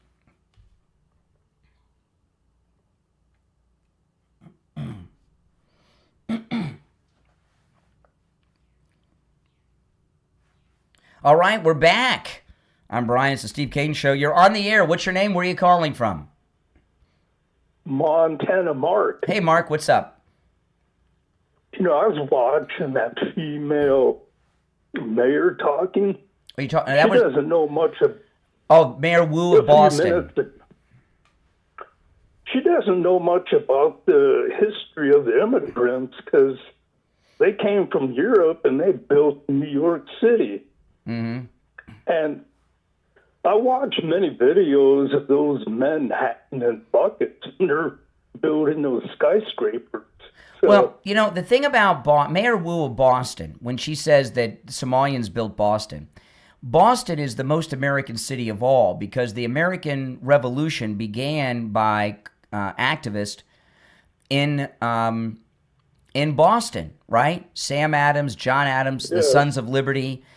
All of that came out of Ben Franklin. It all came out of Boston. If it was not for the founding fathers of Boston, this great country would never have existed. And she's rewriting history by telling us the Somalians have built Boston. That's crazy town. And you can educate me, but did President Trump's father build skyscrapers? Now, he worked, no. President Trump's father was in Queens. Remember, President Trump took the Trump Organization from Queens to New York City. And his dad, Fred, didn't want to do that. But, you know, people don't think about that. The European immigrants came to America to be Americans. That's right. You know? That's right. All right, anyway. Montana Mark, appreciate the call. You're on the air. What's your name? Where are you calling from? Rick. Yes, Rick. How come you never mentioned that Donald Trump was convicted of sexually assaulting a female? Oh. You want? Oh, I'm glad you called. No. I'm glad you we talk about news. You're telling me that President Trump excuse me, I'm asking the question. I'm trying to get some information because you have information I don't have. There was a criminal conviction of President Trump. Hold on, let me answer these lines because this is amazing. There was a criminal conviction that President Trump has of assaulting a woman? Tell me about that. Yes. A criminal conviction. Through the Freedom of Information Act, the whole public can find out. Can you give me a name? Give me the name of this woman in the conviction. I'll look it up right now. Look up who she got sexually. No. I'm asking you. You're telling me President Trump has You said that he has a criminal conviction for sexually assaulting a woman. Can you tell me the name of the woman so I can look up the case? I'll read it on the air right now. I can't think of her name. You can't think of the name. Well, when you got the name, call me back, stupid. My goodness. Oh, my goodness. He can't think of the name. Because the name doesn't exist, dum-dum. But thanks for your call. You're on the air. What's your name? Where are you calling from? My name's Joey from Waynesboro, Virginia. All right. Joey in Virginia. What's on your mind? So the Republican Party is typically, or at least labels themselves as a Christian party. Is MAGA a part of that too? Okay, yeah. So what about the 30 passages in the Bible about taking care of migrants and refugees, or the several passages in the Bible about taking care of the poor and the sick? Oh, okay. So this Christian standard. Now you're calling me from a car. Are you on the way to work? I just got done taking out the Christmas trash. Okay, but you're in your car now, right? Yeah. How many migrants live at your house? There's no migrants. Well, wait a minute. You have this standard that we're all supposed to help migrants. Why are you not letting them stay in your house? I mean, you don't use your couch at night while you're sleeping. Do you have migrants who sleep on your couch at night? If one needed to and asked. Well, you're telling me. Oh, so okay. They were safe. Okay, so there's no migrants that need help then in the country. I never said that there weren't, but if you're going to sit there and claim to be a Christian party. No, we're not a Christian party. No, excuse me. We're not a Christian party. The Republican Party, the MAGA movement, is not a Christian organization or movement. It's an American movement. But are you a Christian? So why do they tout Christian faith as part of their movement? Most Americans are Christian. Okay, are you a Christian? Yes. Are you a Christian? Yes, I was brought up Christian. You're brought up Christian. Okay. So you don't have any migrants at your house now, but you said there's 30 passages in the Bible telling us to take care of these migrants. Over the years, how many illegals have been in your home, eating your food, using your toilet, sleeping in your bed? I mean, do you take these refugees in regularly? I did when I was younger, and I worked with them. I worked with guys that were from Guatemala, Honduras. So you let illegals. So you let illegals stay in your home for free, and you take care of them. Let them sit around and drink beer with me after work, even. No. I'm not talking about sitting around with pals after work. You told me you didn't have any migrants in your house. Now you're telling me that you do. Not as now. Well, why not now? And I was working. You're calling me from Virginia. Because I don't live in an area where there's any of them around. You're calling me from Virginia. What's the temperature right now? I'm in Florida. It's freezing outside. It is 37 degrees. Oh my goodness! It's freezing outside, and you're telling me that you're not allowing these homeless migrants to come in your home and be warm? What kind of Christian are you? There's no homeless migrants in my area. There's no illegals in the state of Virginia. Are you kidding me? Get off the phone, you hypocritic loser. Oh my goodness. Oh my goodness. All right, you're on the air. What's your name? Where are you calling from? The woman he sexually assaulted, his name is Jean Carroll. I just wanted to let you know that. No, there's not a criminal conviction involving President Trump and E. Jean Carroll. That was a civil case. Liable. That's a civil case. That's not a criminal conviction. You told me there was a criminal conviction. Libel is a civil court. Now, you said there was a criminal conviction. And you didn't even know that about that when you called in. You had to Google it and call back in. It's one call per day, all right? Call me another day.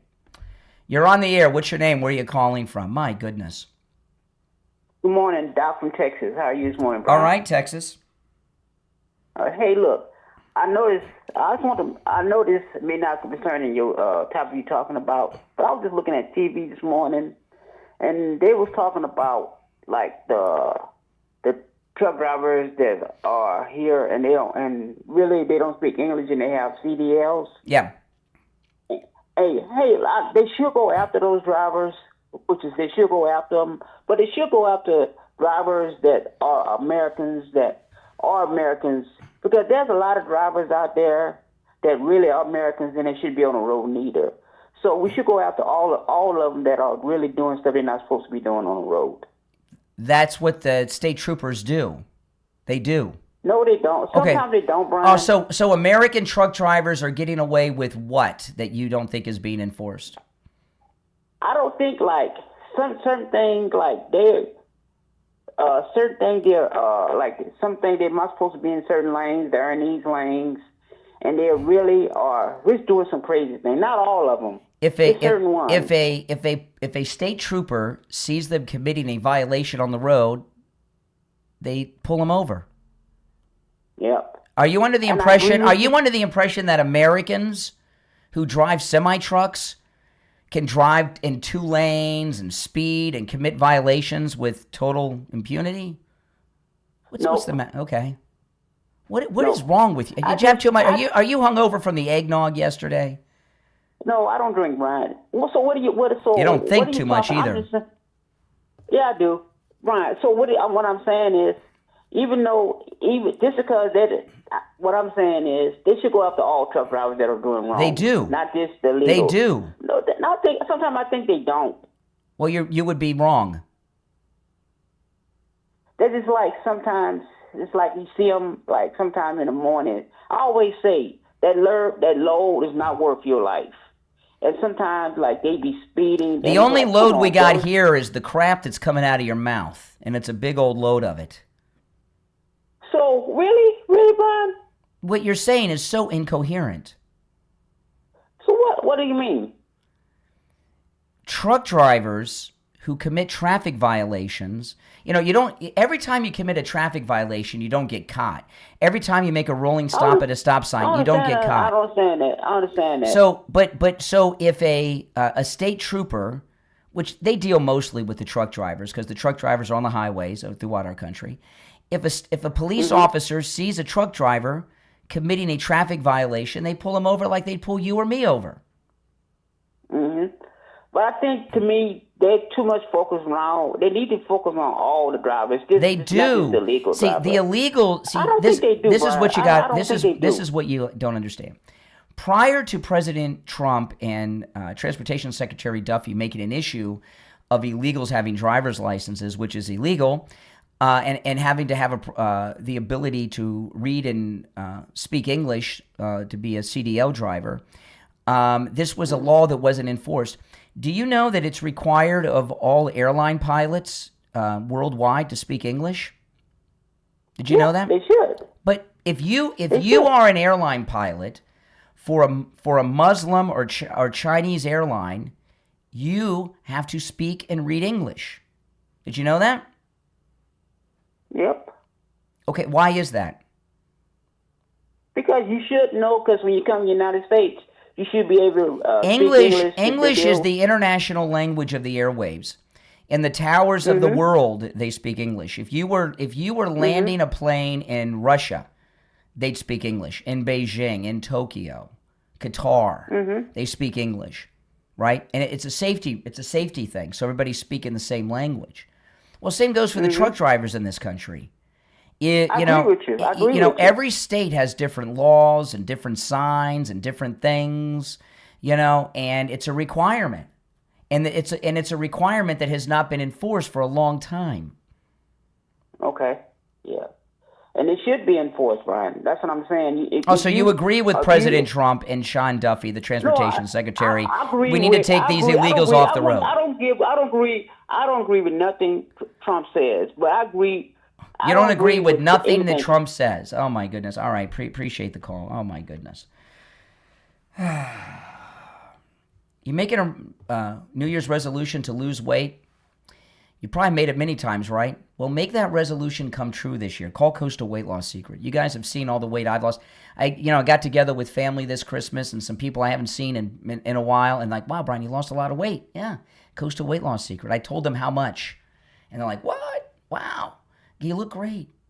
You were much rounder last Christmas. I know, but not anymore. Call Coastal Weight Loss Secret. No matter where you're located in the United States, they can help you. I'm going to give you the number, okay? Whether you want to lose 25, 40, 50 pounds, 250 pounds, even more, Coastal Weight Loss Secret can help. Give them a call. And there's no drugs, no injections. 561-247-6300. 561-247-6300. And online, coastalweightlosssecret.com. If you're on hold, stand by. We'll take a quick break and be back with your calls after this. That caller was incoherent, wasn't he? Was he incoherent to you guys? Our Texas caller? He was out of his freaking mind. What point was he trying to make? He did not sound sober to me. He did not sound sober.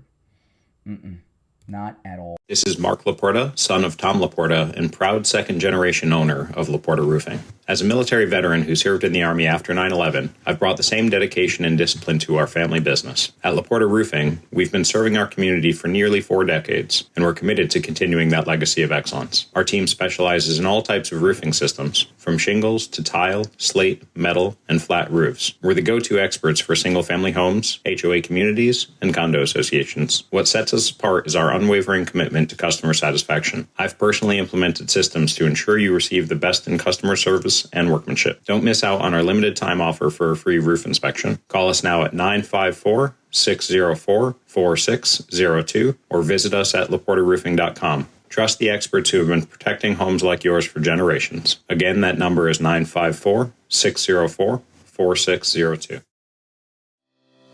This is George Colony. I'm in the real estate business in Fort Lauderdale, Florida with Kai's Real Estate. I've been in business for 6 decades. People often ask me, what's the right time to buy or sell real estate? To tell you the truth, it's always the right time. You just need to have the right advice from the right advisor. You could call me anytime because I answer my phone on the first ring. My number is 954-801-7320. That's my personal cell phone number. And I answer it on the first ring every time. Please give me a call. I'm happy to answer any question that you have. My cell phone number is 954-801-7320.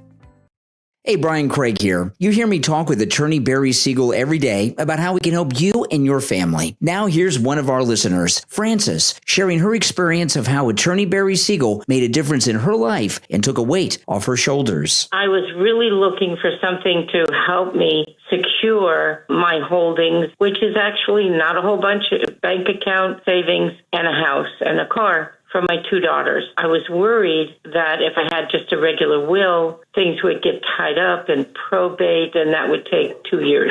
So I heard on the radio about Barry Siegel, the attorney. I gave them a call, and immediately they were so kind. They were so nice. They assured me that they could help. I went over there, and they sat with me, and we went over everything, and I ended up with this wonderful trust for my 2 daughters. So if something does happen to me, things just turn over to them, and it'll make it so much easier for them. And it took a great load off of my mind as to how I would take care of my 2 daughters. I was very pleased with the attorney Barry Siegel. Finding him helped me assure that my 2 daughters will be well taken care of in the event that I won't be here. Give attorney Barry Siegel a call right now. Toll free 855-FLA-3782. 855-FLA-3782. And online, SiegelLawGroup.com. All right, we'll be back in less than a minute. If you're on hold, stand by. If you want to call in, the number is pinned in the live chat. We got about 30 seconds. Oh, boy. This morning's been flying by.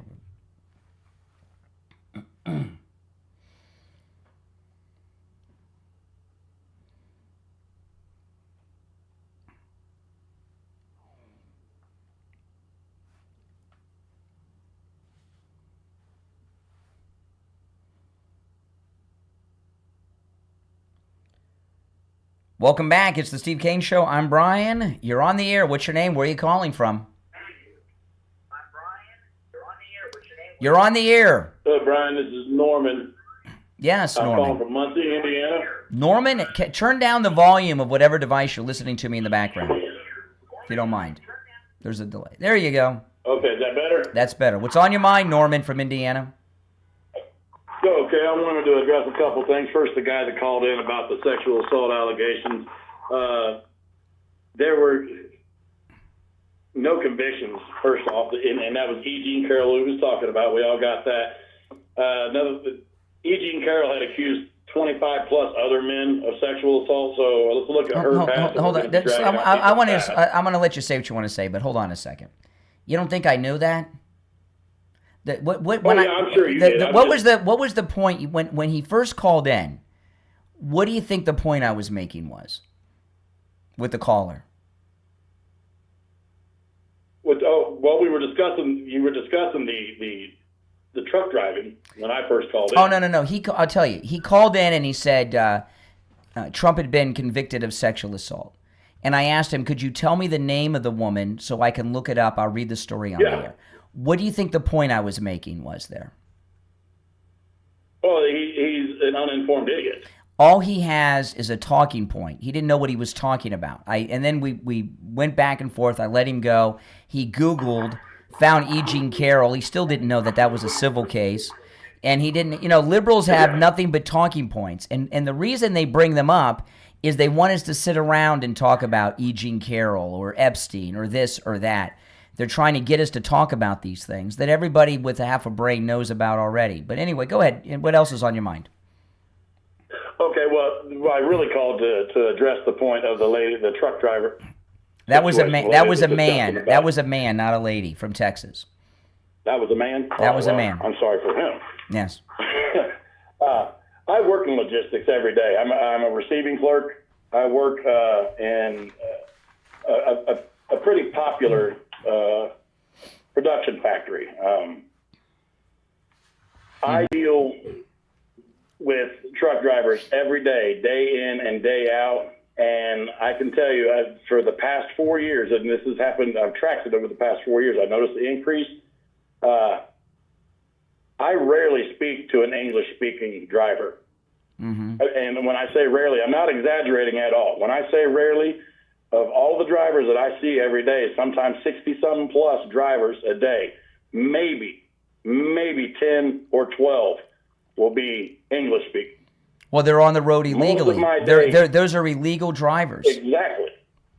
That's what that's the point I was trying to get across to that gentleman is that, I don't have, it's not my duty to understand what they're saying as truck drivers in my country. It's their obligation to learn my language and to understand how, our alphabet works and how our language works and how they need to conduct themselves. Well, there's another thing, too. When you're talking about CD, it's beyond language, okay? When you're an American and you get to the age of when you can first drive a car, you have experience, even though you've never been behind the wheel because you've been a passenger. And the Democrats have been giving driver's licenses, not just CDLs, but regular driver's licenses to foreigners. And here in Florida, I go to Miami. Okay, I was in Miami last week. You go to Miami or other areas that have a lot of illegals they given driver's licenses to, they don't know the etiquette, the road etiquette, and the rules of the road in this country, and they're very dangerous. Exactly. You know, and I give you an example. I told this on the air a couple weeks ago. I was pulling out of a gas station, and there were cars coming on my left, and this car behind me was honking their horn to go. I couldn't go because there were cars coming. I had to cross 4 lanes of traffic. They were honking and honking and honking. There were cars coming.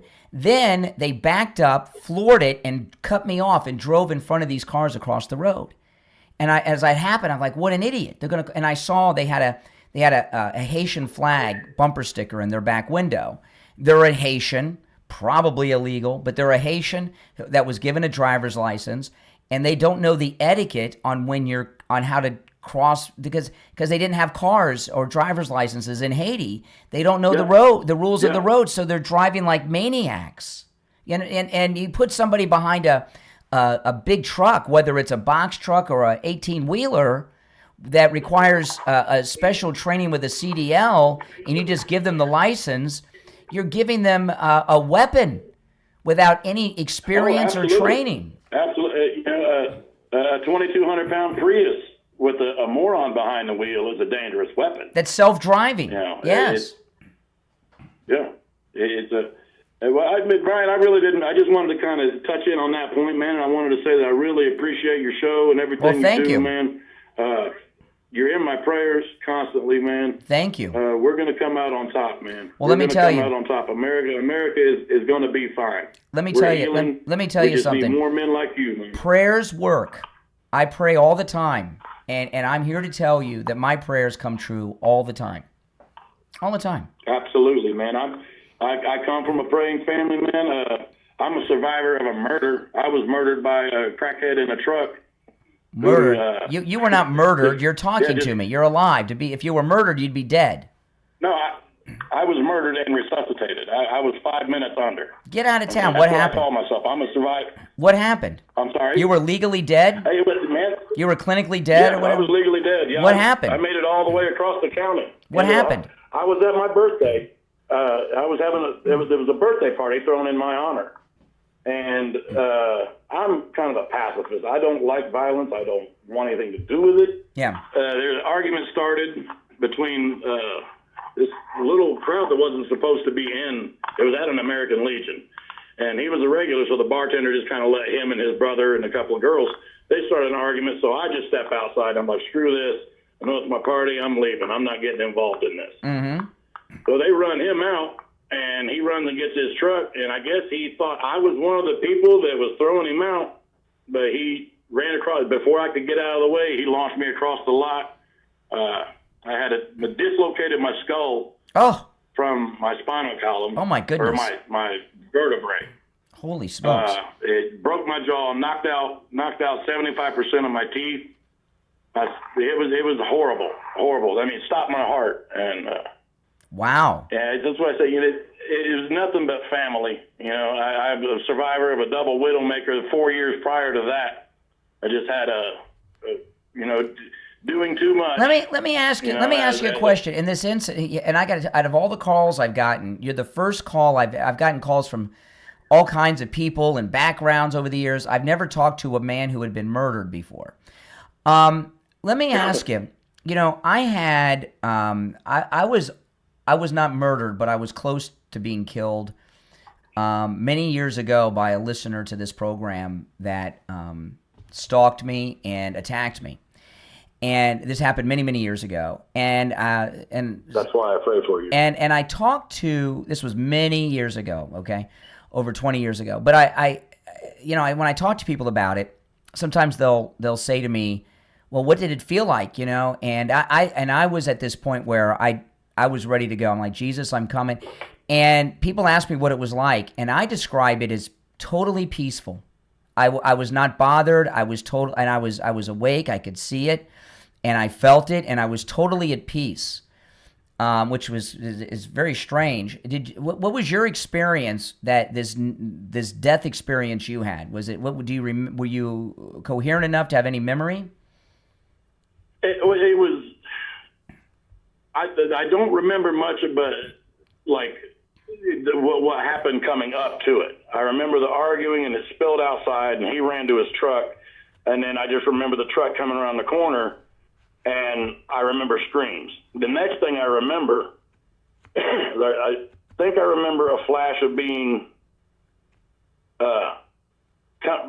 pulled out of the ambulance into the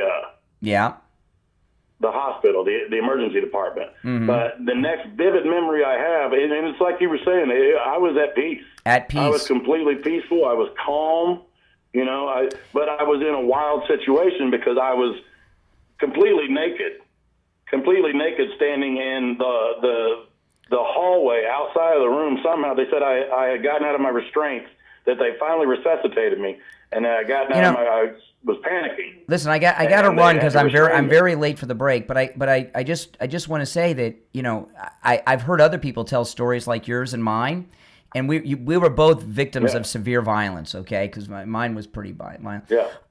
And it's been the same. I've heard from many people like your experience and my experience. This feeling of peace. Like nothing, you don't even, you're ready. You're like, it's okay. Absolute calm. It's calm and peace and like, it's okay. You're not even worried. Yep. And isn't it something? I was standing there. It was like I was trapped in my head looking out my eyes. It was like I was standing in a tower looking out. That's exactly, it's very similar. I had a similar thing with me. We had, isn't that something? Yeah, it's wild. It's a wild sensation. Well, you know what that tells me? But you know what that tells me? See, to me, my Christianity isn't faith. I know for a fact, and I know for a fact because of that experience. And people ask me now, are you a believer? It's like, no, I'm a knower. I know. I know that. Yeah, that's why when they say faith, I know for a fact, and it's because of that experience. And you had a similar experience. And it doesn't mean that I don't wear my seatbelt and I'm a risk taker, but I know but you don't fear death in the same way. Exactly. I'm not afraid of growing old, man, and because it's not a thing to me. You know where you're going. It's not a thing to me. I know exactly. Mm-hmm. Yeah. But on that note of getting old, just one of the best Christmas present ever was announced to me last night that I'm going to be a grandfather. Oh, congratulations. Maybe I'll get that one year. Week of my birthday. That's awesome. Congratulations. All right. Merry Christmas. Happy New Year. Take care. If you're on hold, stand by. We'll be right back. Interesting. Oh, man.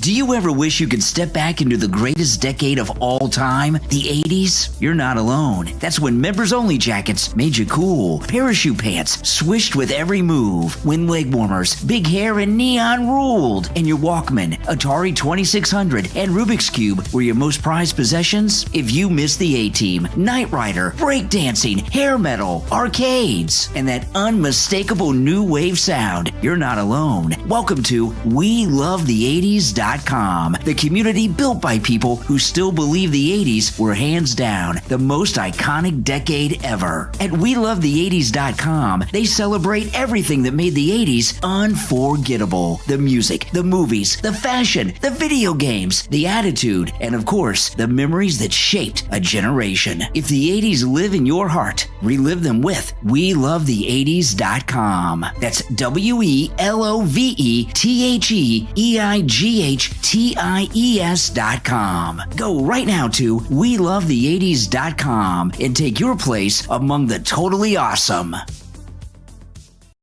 This past year has been one of the hardest in MyPillow's history. It's because of you they're making it through the year. They want to thank you for your continued support by passing on some Christmas specials to our listeners. Get the Children's Bible Story Pillow, the 5-pack, for just $29.98. Get the My Slippers with a free bottle of leather protectant spray for $39.98. Blankets, comforters, and duvets for as low as $25. And a blowout sale on the standard MyPillows for just $14.98. So go to MyPillow.com or call 1-800-716 716-4879 and use the promo code KANE to take advantage of these wholesale prices, including the standard size MyPillow, originally $49.98, now just $14.98. Queens, $18.99. Kings, only $1 more. MyPillow products come with a 10-year warranty, but MyPillow has just announced they're extending their 60-day money-back guarantee. That's right. Orders placed between now and December 25th will have their 60-day money-back guarantee extended through March 1st, 2026. So go to MyPillow.com, use our promo code KANE at checkout, KANE, or call 1-800-716-4879. Promo code KANE for huge savings on your Christmas shopping.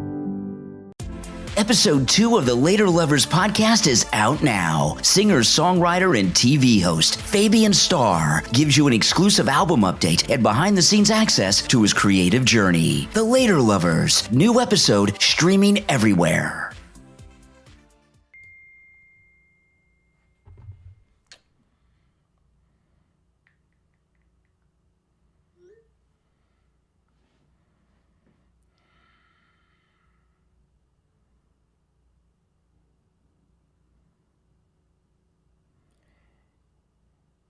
Okay, we've got about a minute and we'll be back. If you're on hold, stand by.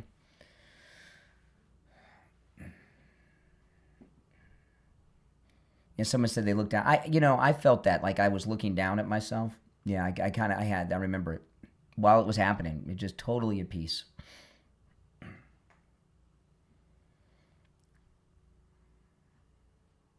Yeah.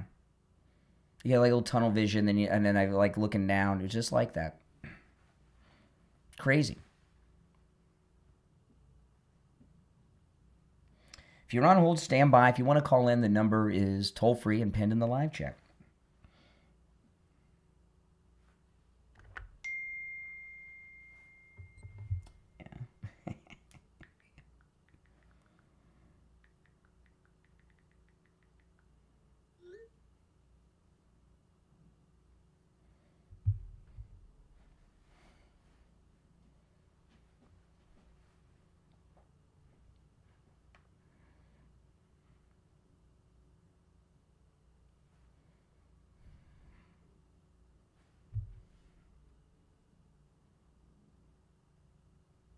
Oh, we're back. I lost track of time, Mike. Day after Christmas, I'm dog. Al Knight, our weekend guy, and I were texting during the break. I lost track of time. All right. You guys listen to Al Knight on the weekends on True Oldies? You should. We were just texting about some radio memories. The number is toll-free, 888-465-2631. You're on the air. What's your name? Where are you calling from? My name's Doug. I'm from Moonshine, capital of the world. Where's that? It's Virginia. Okay, that's good. I've had moonshine a couple times. It's pretty good. You got to be careful where you get it from, though. If it's unregulated. The last time I got moonshine, it was flavored moonshine, and it was from a doctor. Okay. And it was very good. Yeah, I'm not calling in to debate or anything. I'm happy you're not a grifter. What does that mean? Grifting? Oh, I know what a grifter is, but when you say you're happy, guys are doing what? Excuse me. Yeah, I know what a grifter is, but what about me has relieved you that I'm not a grifter? You're not trying to manipulate words of speech and stuff like that for your own personal gain. What do you think I'm doing? You're letting people call you and talk to you. You're not overwhelming them with a bunch of false talking points. Well, you're listening to the wrong programs. You must be listening to Democrats, liberals. Oh, they're all over the place, man. You go out there and look. What is his name? Parker, get a job? I don't know who that is. All he is a scam. He's a tabloid. I don't know who that is. is. Or there's Dean Withers. I don't know who that is Another either. tabloid. Enough of the free promotions for people. I'm not promoting them. I shouldn't. I wish I would name drop. You're right. Right. I shouldn't have name dropped. I'm sorry about that. That's okay. All right. Appreciate the call. What a dope. He called in. He's probably one of those two guys. Oh my goodness, these people. He's the grifter. Oh my goodness. I tell you, will they ever learn? If you're on hold, stand by. There's a new trend that these evildoers on the left are trying to do. And this one here is not just offensive and in bad taste when they did it. It's gaining steam because of idiot Democrats, okay? There was an ad in Times Square, and this has gone viral, and liberals are promoting this. Merry Christmas, Jesus is Palestinian. No, there was no Palestine then. There were, in the times of Jesus, it was Israel, and there certainly was no Islam. The Prophet Muhammad, I took 2 semesters, the history of Islam. It was parts 1 and 2 in college, 2 whole semesters of it. But I can't remember the year, but the Prophet Muhammad came around in the 700s, if I remember correctly. And they're trying to promote this idea that Jesus is a Palestinian. And I've seen these very offensive images of Jesus wearing that as a blanket in the manger. They have the nativity scene, but Jesus's blanket has that pattern that Arafat's scarf used to have. Yasser Arafat, I don't know what you call that. A lot of Englishmen wear that as fashion now. In London, I see them on TV sometimes. And what's going on here is they're rewriting American history. I was talking about earlier how Mayor Wu of Boston is talking about the great role that we wouldn't have a Boston if it wasn't Somalians, even though there were only 2,100 Somalians in the entire United States in 1990, but the Somalians built Boston. So they're rewriting our history as we speak. The Somalians built Minnesota, we're hearing from the lieutenant governor and her hijab in Minnesota. I've seen Fargo maybe 10 or 15 times. That was in Minnesota. I didn't see any Somalians in Fargo. And the Somalians I see don't have that Minnesota accent that William H. Macy had in that movie. Now they're rewriting the Bible, telling us that Jesus was a Palestinian. This is dangerous talk. Don't you see what's happening here? We got fake news, fake history. They're rewriting biblical truths. Even people that aren't Christian will tell you. Most Jews I know, while they don't accept Jesus, they believe he lived and they know he was Israeli. But liberals are grabbing onto this Jesus is Palestinian thing. And notice how this is such clever things. They don't say Jesus was Palestinian.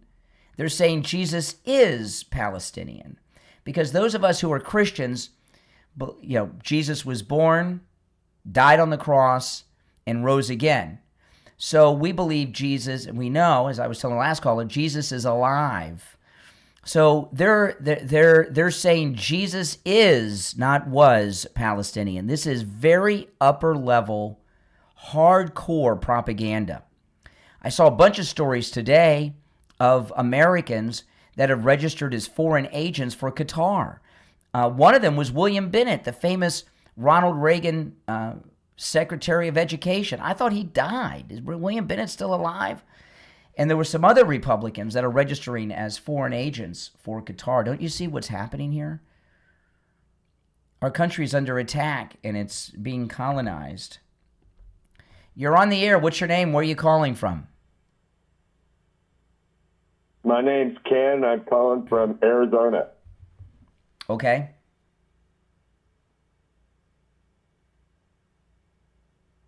Yeah. So you called me, so I'm assuming you have something to say. Yeah. I just heard this idea that John the Baptist, this came from Gnostic scripture, but actually what they did was baptism was a drowning. And there were resurrection aids that would bring people back to life on shore. And so it was a near-death experience that those that were baptized. I don't know what you read. That would not be true. But okay. Well, I mean, it kind of brings up an idea, that people can experience a near-death experience and then not be afraid of death. So it does kind of make some sense to me. Yeah. I don't think it makes sense to anybody else. Baptism isn't what it used to be, is what I'm saying. I don't agree with that. It's a ritual now. It's not a ritual. It's a ritual. No, depends on where then you go into the wrong church. It's not a. It's not a ritual. Not at a real church. Well, a baptism is to be immersed in the water. Okay, putting the old man to death, being brought up a new man. No, okay? You're not. You don't. When Jesus was baptized, correct? Right. Where in the Bible does it say that Jesus was drowned and came back from the dead when he was being baptized? Well, it doesn't have to say so if that's common knowledge. No. It's not common knowledge. About are you okay? Where are you calling me from? Indiana? No, Arizona. Arizona. Okay, another call. You call me from Arizona. Are you in like the state hospital or something? No, not at all. Have you ever been incarcerated in a mental facility? Are you just a closed-minded individual? That's not a no. That's not a no. So you have been. So you have been under psychiatric care. No, why do you want to taunt me? I'm not taunting you. I'm trying to learn more about you. I've asked you twice. I've asked you twice if you've been under psychiatric care, and both times you diverted. No, I haven't been, and I'm not. Well, maybe you should be. To me, that's offensive. Have you been? Of course not. I'm not offensive. No. Are you nuts? No, and I'm not offended. But you sound crazy. You sound nuts. Why? Why does that sound crazy? Weren't you talking about near-death experience and how that brings you to a better understanding of the Creator? Lots of things can bring you closer to God. Exactly. But you're talking about John the Baptist. You're talking about John the Baptist and Jesus were drowned, and then the acceptance of God, of Jesus, brought people back from the death of being drowned, and that's what traditional baptism is. You sound like a crazy fanatic. I don't know why. Why was that? That sound crazy? Over the years, a lot of people that have called me are insane. It happens almost every day. And one thing I've noticed about people, and I've learned that people that are mentally ill, they usually don't know it. They think that we're the ones that are mentally ill, that sane people are mentally ill, and that they're the ones that are mentally healthy. Well, I'm just curious. Yeah. Okay. Curious. Okay. I question. Well, listen, I gotta run. I've lost total track of time. I want to talk about the Sloman's home security system, free home security system with free professional installation offer, as well as 24/7 central station monitoring. You get all that for $24.95 a month for 5 years. All you got to do is call 833-283-5050. That's 833-283-5050. Your Sloman's home security system includes a touchscreen keypad, 3 door window sensors, a motion detector, notification, and remote keypad access. So you can check in from any place, anytime. Call right now no matter where you're located. 833-283-5050. 833-283-5050. We'll be right back.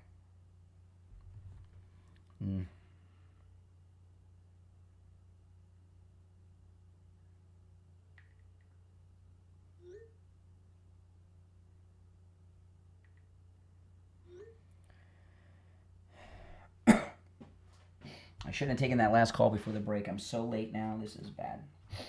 This hour. Okay.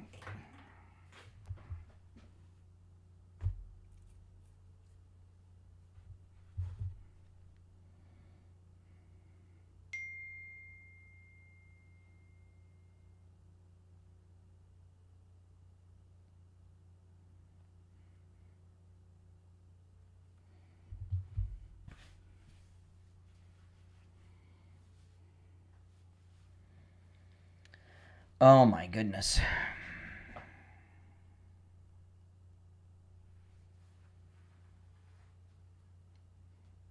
Welcome, everyone. If you're new, make sure you subscribe. And like the video, guys, if you don't mind. Did that guy sound crazy to you, yes or no? Did he sound crazy to you? Yes or no? I want to say yes. Yeah. Mm-hmm.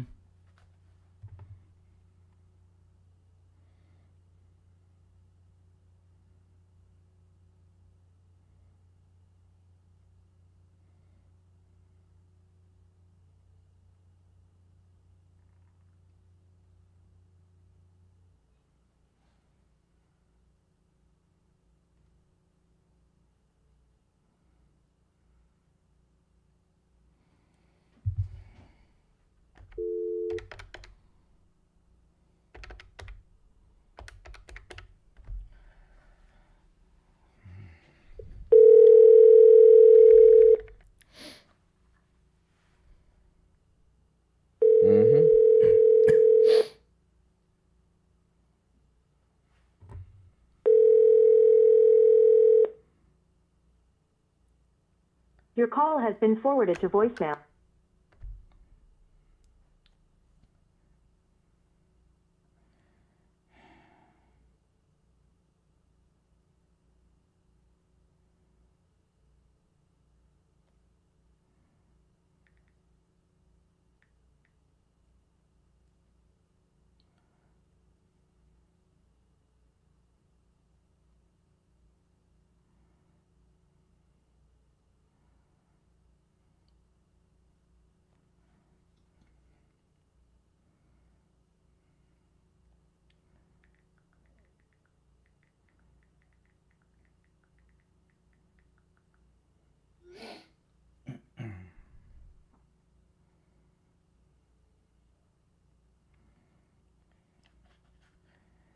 All right. We'll be back in 1 minute. We're still in radio break. Yeah, lots of yeses, yeah.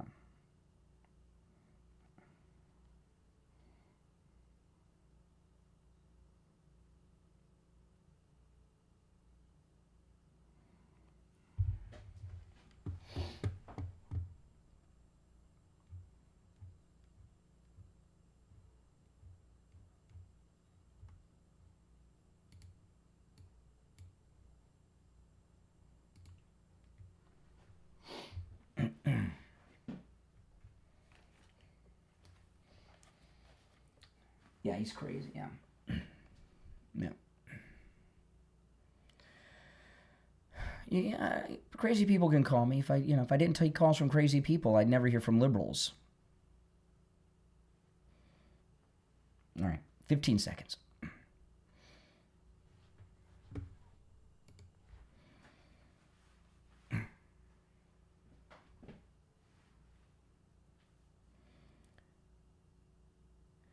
All right, we're back. I'm Brian. It's the Steve Kane Show, Florida's longest running radio show. We are here live the day after Christmas. I took that last break way, way late, okay, when I was talking to that lunatic. So my apologies in advance. This is going to be an incredibly short segment, but in the 8 o'clock hour, it will be on time. So we're kind of bunched up on breaks because I went way over talking to that crazy person. I saw this on X today. It's liberal women sitting around talking about white privilege. Listen to this. Oh, by the way, we got to stay close to the dump button, Mike. We got liberal women here talking, so one of them might slip and say something. But they're sitting around talking about white privilege is a real thing, they say. It's a real thing, white privilege in America. To diversity. I don't want to be, replaced at a job because I'm white. You are not being replaced. I literally just said I've not gotten jobs so because have I, of diversity. But I don't feel like I'm being replaced. That's what that is. You could have got that job if you were black. So how is that not being replaced? That's what affirmative action is. What do you think it is? No, that was casting. That's what that was. It was casting. But why is it hard for you not to just go, I did not get that one, let me go for this one. Yeah, I will do that, but you think like black people would be chill with that if it's like, oh, sorry, you're black, you can't get that job. I think they have been chill with that. I don't think so. We had a whole civil rights movement, so I don't think that was very chill. Why did black people have a problem with the civil rights movement? Because they were being discriminated against, so they started. You think they should still be slaves? What? I mean, that's what I'm saying. I'm saying they weren't chill with being discriminated against. You think that we should still have them at the back of the bus? No. Like, these things happen so that we could have equality. Why is equality difficult for you? How is it equality for me to not get a job because I'm white? Why is it a problem to just work harder? I mean, how would you feel if white people said that to black people pre-civil rights? I feel like you probably say that to black people post-civil rights. I'll tell you, these liberal women are out of their freaking minds, aren't they? You know, they just don't. They don't get it. They don't want to get it. And you know what? They never will get it. That what's going on now, affirmative action, I will agree, there was a time in this country where affirmative action had a place, okay? Right after, you know, the Jim Crow ended and we had these racist Democrats. I'm not arguing against affirmative action in its time. But now what we have is what's often referred to as reverse discrimination. And they're not hiring people because they're white or they're a man and things like this. That's not what the civil rights movement was about, and it's not equality. We are in a post-racial society now that they're bringing back this new version of Jim Crow. But in the new version of Jim Crow, they discriminate against white people. That's just what they do. You're on the air. What's your name? Where are you calling from? Marge from Birmingham, Alabama. Hey, what's up? Oh, I just love what Trump is doing. He is just crushing it. Yep, he sure is. He really is, and they are having a fit. Yep. Now, the one thing I am concerned about, that I've got to tell you about, that I have a concern about, maybe you can allay my fears. My concern is, do we have 51 senators ready to go for January 30th, because these Democrats are hell-bent on doing another shutdown now that they see all. Yeah, they're gonna shut down the government again on the 30th of January. That's correct, and hopefully the Republicans will say enough of this crap, and 51 votes is all we need. That's what I'm hoping. I'm hoping that we'll do it. I'm hoping we'll break. Don't worry, Trump always wins. When has Trump not won? He always wins in the end. Don't worry. Does Trump seem worried? No. Then why should you worry? So why should we be worried? Well, I'm going to trust the process. He's delivered on everything. I'll tell you what, you know, like a lot of people tell me I was so positive during the presidential election. Why was I so positive? When I saw President Trump the last 15 minutes of his first term in person, okay? When Biden was being inaugurated, and he was smiling ear to ear. And I said then, he doesn't have a worry on his mind. And he knows, and if he's not worried, why am I worried? That's why I was always confident. So if Trump's not worried, you shouldn't be worried. All right? Listen, I got to run for the break. Again, I apologize for the short segment, guys. It's because I went very long talking to that nut job before the last break. It's the Steve Kane Show. I'm Brian. It's 8 o'clock. Back after this. Oh, my goodness. These liberal women are out of their minds. They're completely out of their minds. Peptide research is exploding, and GLP-1 is leading the charge. Across the country, researchers are exploring metabolic, regenerative, and cellular repair models like never before. At MyPurePeptide.com, based in Dallas, Texas, they supply high-purity, lab-verified peptides for controlled research environments. Whether your work involves GLP-1 metabolic studies tied to weight and energy balance, cellular health and modulation models, or tissue repair pathways, MyPurePeptide.com is committed to supporting your research with clarity and consistency. Visit MyPurePeptide.com and use code DALLAS to save 25% on your order for research use only. MyPurePeptide.com. For those who love Christmas cozy mystery and suspense, best-selling author Riley Blake brings new stories and old favorites with festive novellas like Christmas Presents, a cozy retirement mystery novella that includes some of Riley's family favorite holiday recipes. If you're a fan of cozy mysteries with spunky seniors, you'll enjoy the Christmas story at the heart of this special novella. When several children lose their parents due to a freak accident, Mary Louise, Pearl, and Opal offer to stay with the family until after Christmas. The sleuthing women soon discover a written threat that the couple kept hidden in their belongings. As they hunt for motive, clues, and suspects, they uncover a century-old vendetta. Soon, their goals shift from crime-solving to crime-stopping as they vow to protect those who were left behind. Now available on Amazon, with new Christmas titles set to debut later this month. Just go to Amazon.com and search Riley Blake.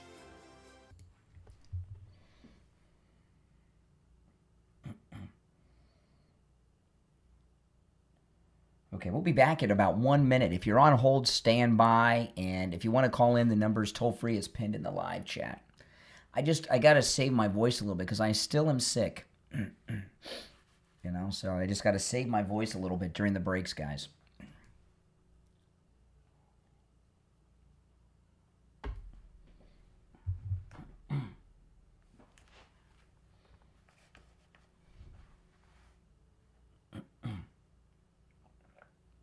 Apologize. Gotta. Oh, man, I have so much more to cover. I'm going to go to the phones when we get back. 888-465-2631.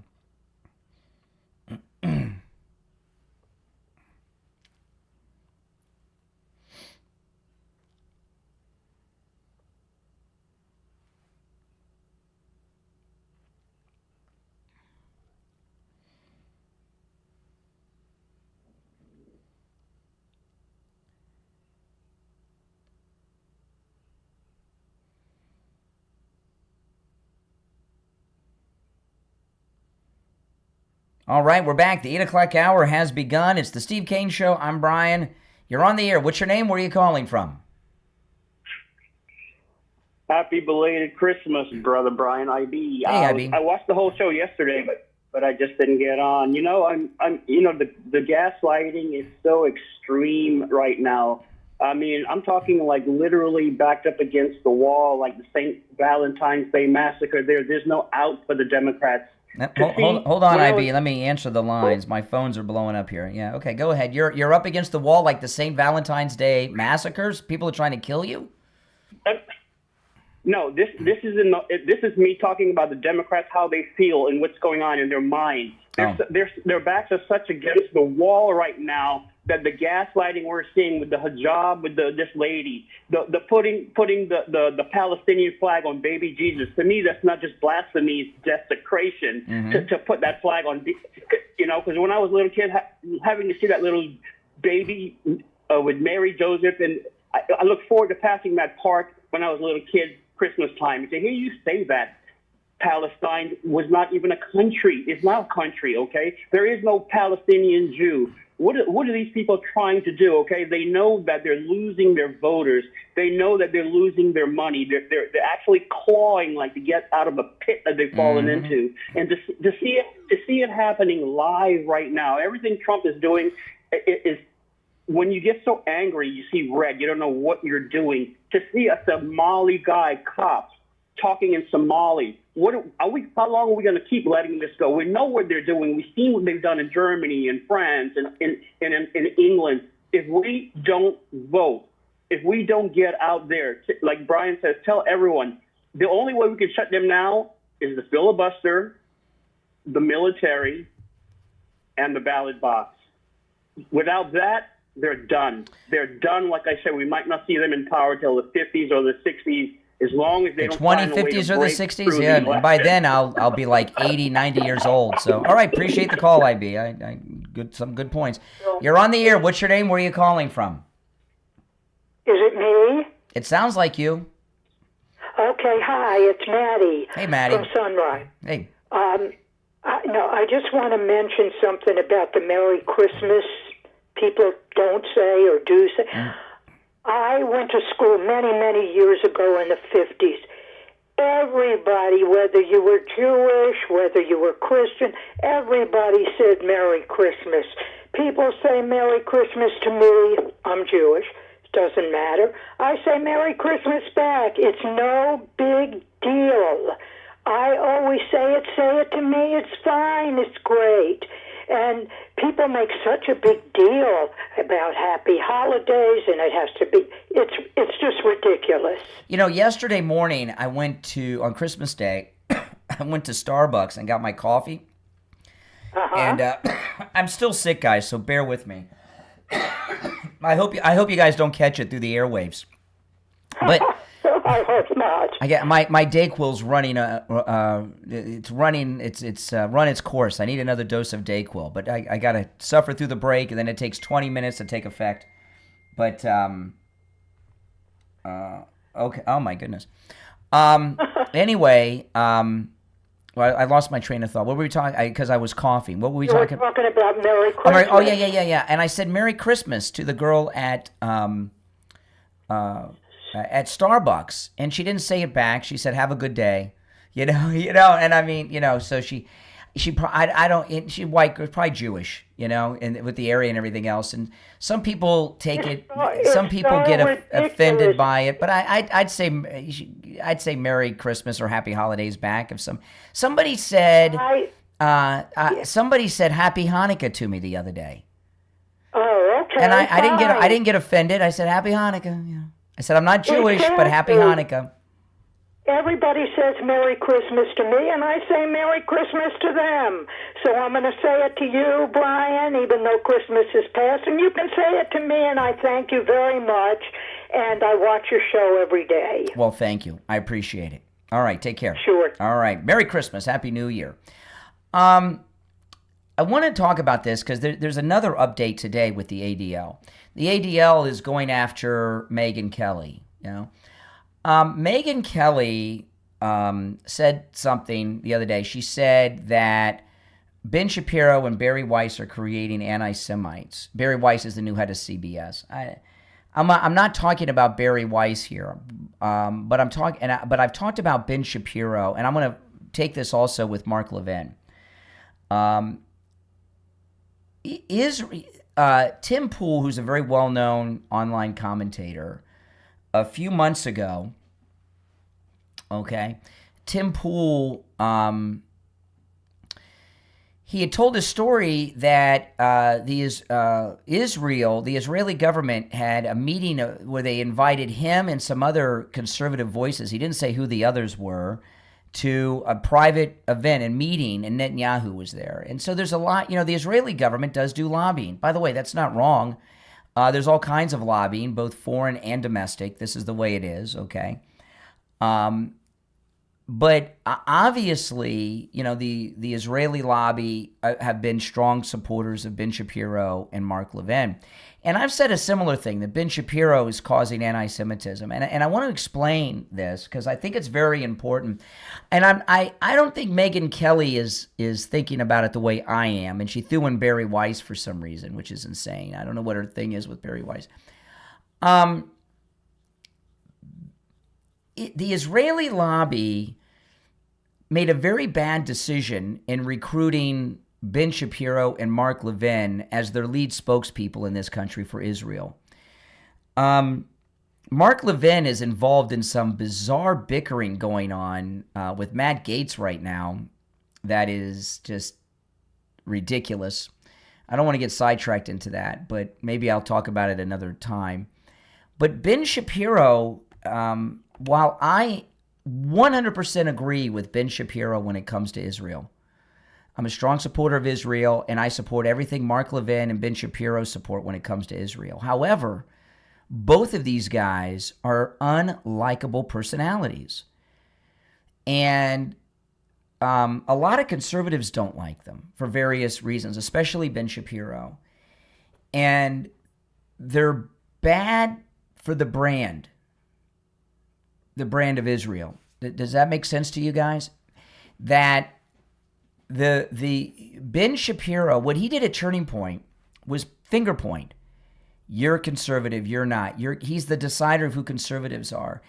And they have picked a couple of very bad people to be their spokesperson for their cause. And a lot of people, because they don't like Ben Shapiro, Mark Levin is secondary to Ben Shapiro. He's less famous and less influential. But they're both this. They've picked two guys that a lot of people, especially Ben Shapiro, aren't liked. I don't think Ben Shapiro has one likable quality about him.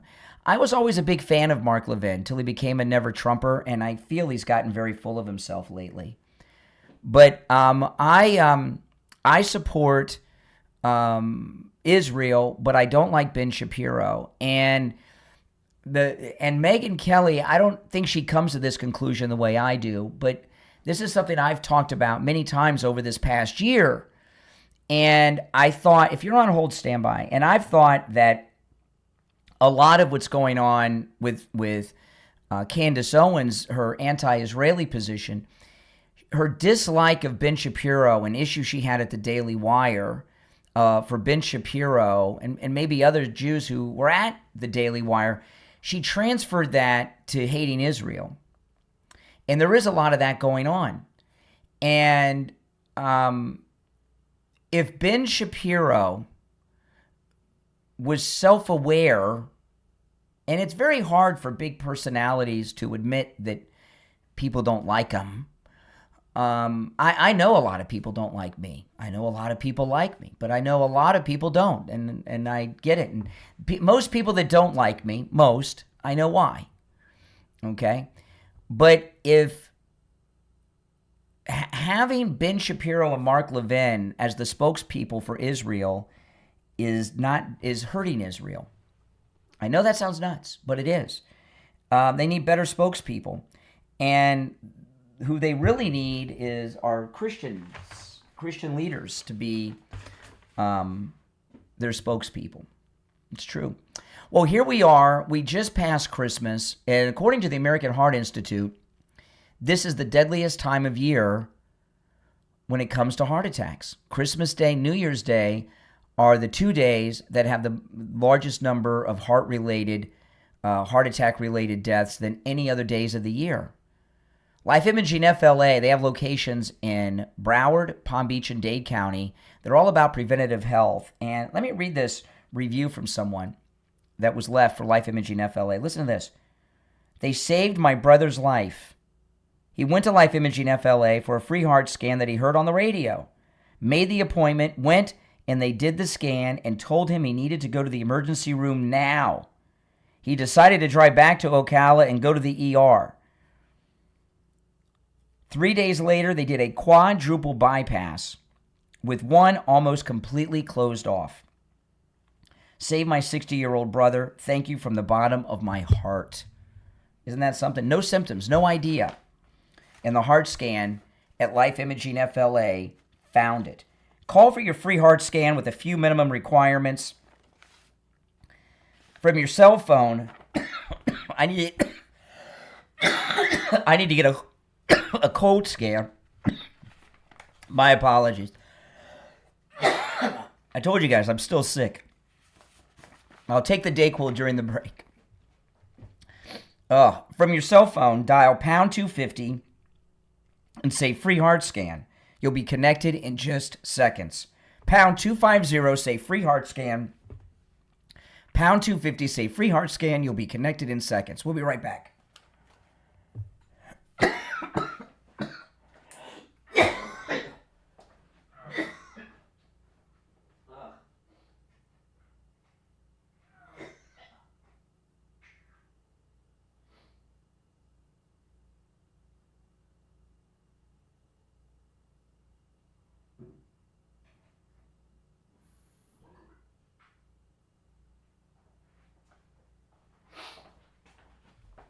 Yeah, the Dayquil wore off.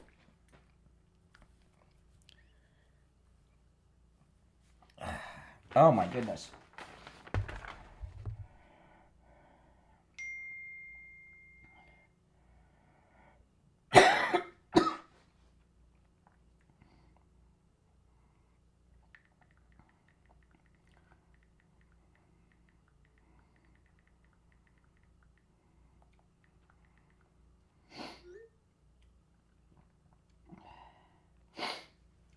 Oh, man.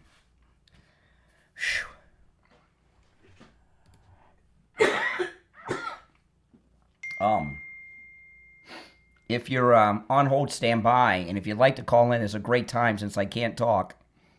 And I've got 44 minutes to go. This is going to be fun. Give me a call. 888-465-2631. It'll take a few minutes. I took another dose of Dayquil. I took it about 3 hours ago. So it's a little early, but I need it.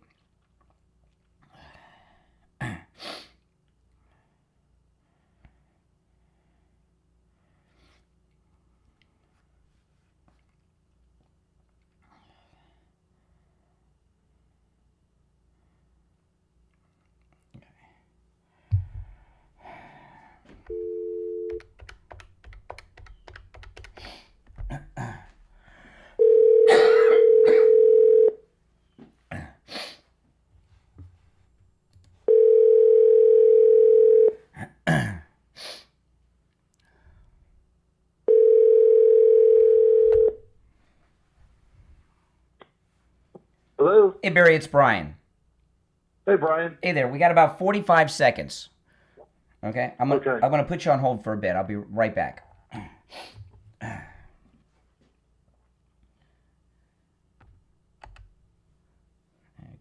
18.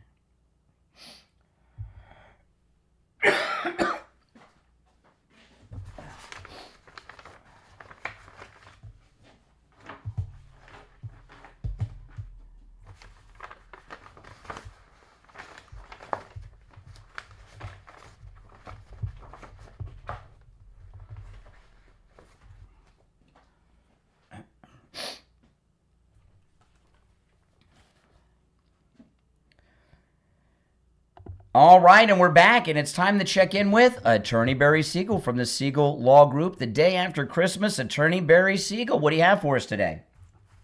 Yeah, good morning. Well, first of all, I hope everyone had a really nice, meaningful holiday, and here we are. We're getting down the home stretch to 2026. So you know what I'm going to say. It's if you want to make sure that New Year's resolution for 25 occurs, you could still count it if you take some action and get the process started to get your estate planning up to date, or if you don't have an estate plan, getting it done. Had something interesting happen the other day. I was doing what a lot of guys are doing, the last minute holiday shopping. Oh, yeah. And I go into a store and I'm paying for something, and when the lady when they ask for your phone number, Mr. Siegel, and then she's like, you're Barry Siegel, the attorney? I said, yeah. She's like, I just called your office the other day, and she told me the issues going on with her mom, and she's like, oh my God, thank you so much. You guys were able to help me so much. And actually, we didn't do anything for them yet, other than point them in the right direction. They needed another attorney for some other kind of issue, and another person that deals with seniors for an issue regarding her mom. So it was just very, very funny that turned out to be the salesperson I was dealing with. Had already called my office, and I was very glad. Actually, she just wrote us a 5-star review as well. So that's amazing. We're very happy about that. You're becoming the most you're becoming the most famous lawyer in South Florida since the light on in David Singer's office. Remember those days? I remember, yeah, the lights on in David Singer's office, yeah. I run into him sometimes, and he tells me people still say that to him all these years later. Well, yeah. I've run into him a few times, too. He's a nice guy. Nice guy. Yeah. Yeah, absolutely. Yeah. Well, that's awesome, Barry. That's awesome. Yeah, that's awesome. So anyway, so for those of you who haven't done anything this year, make sure you take some action, get it done. Or if not, if you're not ready to call in the next few days, make sure you add that to your New Year's resolution for 26. Let's get it done. Let's take care of your family. Let's take care of yourself. Let's get that peace of mind and make sure that you have a plan that's going to work for you and your family when you need it. That's what we do. And this story you told, Barry, that's what I tell you all the time. When I meet clients of yours, they're excited and relieved. This sense of relief It's like a weight off their shoulders. It's universal with everyone I've talked to that's been a client of yours, like what you're telling me with this nice lady that you ran into shopping. Listen, give the... yeah, go ahead, Barry.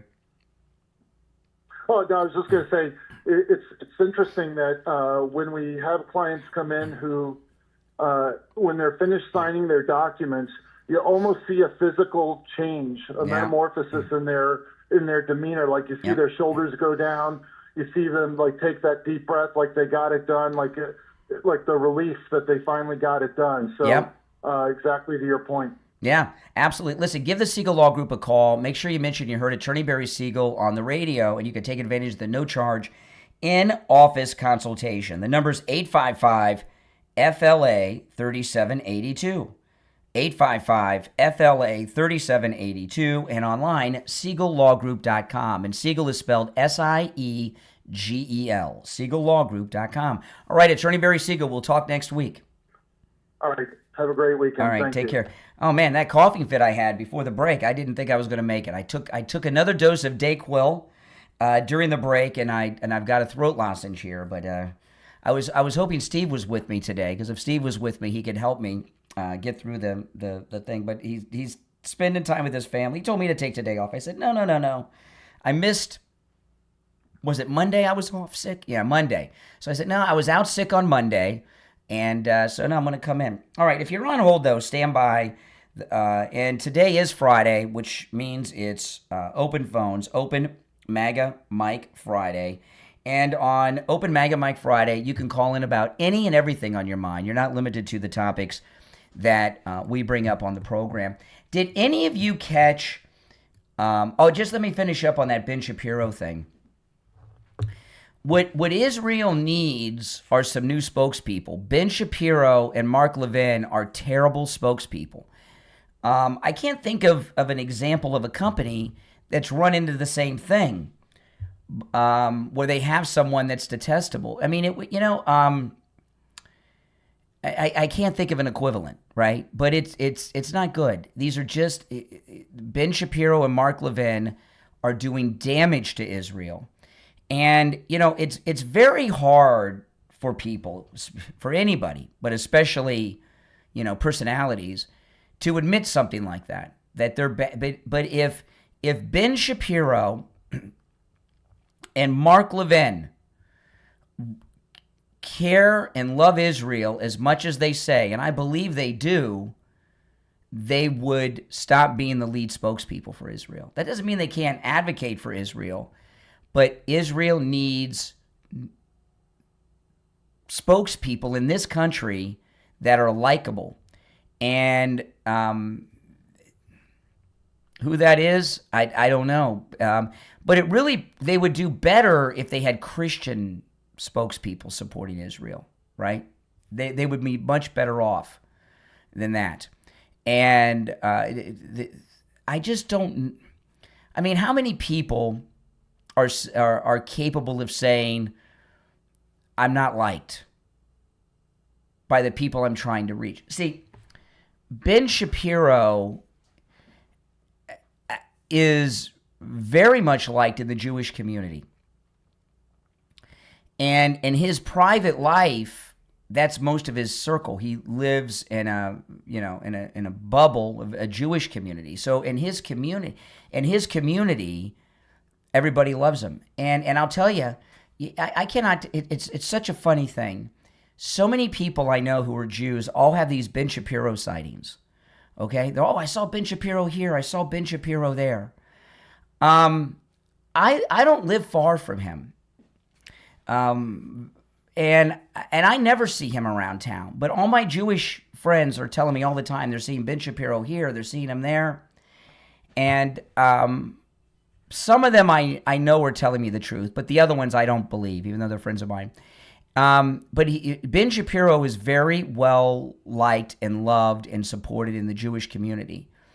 But in the conservative movement outside of it, he's not. And it's not because he's Jewish or he's pro-Israel. He's just a personality that people don't like. Plus, he's a never-Trumper. No matter what he says today, he has a long history of being a never-Trumper. And a lot of people that are MAGA, like me, have not forgotten about that. And remember, Mark Levin was a big never Trumper. In the first campaign, Ben Shapiro wrote a column, and it was titled, "Why I Will Never Vote for Donald Trump." It was you can look it up online, Google it.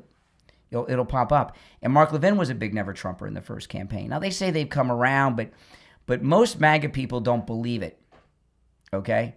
And I don't either, by the way. I think they both are supportive of President Trump because it's bad. One, it's bad for business not to be pro-Trump in their world. And they also, I think both of them are very arrogant and believe that they're manipulating Trump to help Israel. And and Ben Shapiro and Mark Levin probably believe that they're responsible for Trump bombing Iran, which I don't think they have any role in responsibility of that, but they probably think they are and are that influential over him because they're arrogant. And I don't think they're self-aware enough to understand that they're not liked that much, but even by many conservatives, especially Ben Shapiro. But so Megyn Kelly is not off about Ben Shapiro too much. I think her reasoning behind it's wrong. I don't know why she's throwing Barry Weiss into that from CBS. I think Barry Weiss from CBS is doing a wonderful job. You know, Barry Weiss over at CBS that they're freaking out over, what she's doing is amazing. You know, she's bringing accountability back to newsrooms. You know, this story that 60 Minutes was going to run. And by the way, I'd like to hear your thoughts on what I'm talking about with Shapiro and Mark Levin. It's worse with Shapiro than Mark Levin, okay? Barry Weiss is bringing accountability back to these newsrooms, and they don't like it. They think because they're news people, they should just be able to do whatever they want. Well, they can't. They don't own it, okay? They just work there.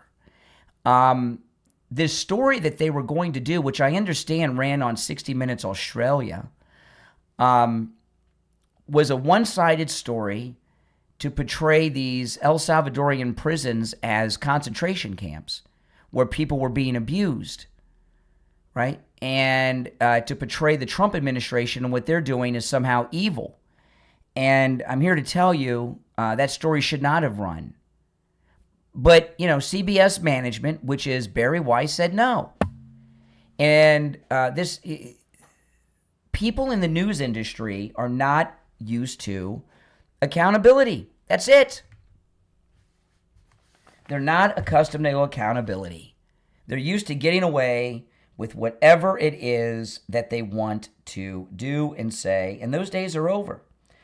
I want to talk about Life Imaging FLA. Listen to this. This is a review left online for Life Imaging FLA. We went to the Jupiter location to have the heart scan. Got the body scan also. Thank God I did. It showed a spot on my kidney. Took the results to my primary doctor. She sent me for a CT scan. That scan sent me for an MRI, then to a urologist, then to a surgeon. It shows I had kidney cancer. I had no symptoms, not feeling bad or anything. Had to have my whole kidney removed. They had no symptoms. Life Imaging FLA, they found it. That's amazing. I had both of those scans. You should too. Life Imaging FLA has locations in Broward, Dade, and Palm Beach. Call Life Imaging FLA for your free heart scan now with a few minimum requirements, valued at $699. And when you're over there, ask about the full scan. From your cell phone, dial pound 250 and say free heart scan. You'll be connected in seconds. That's pound 250 and say free heart scan. Pound 250, say free heart scan. You'll be connected in seconds. We'll be right back.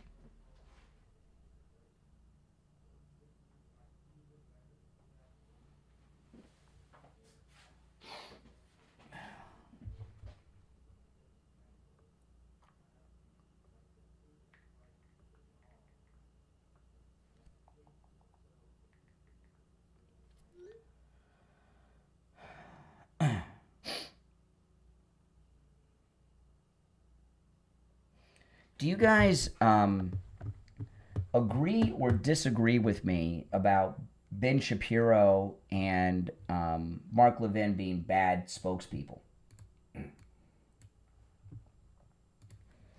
for Israel. They're just terrible.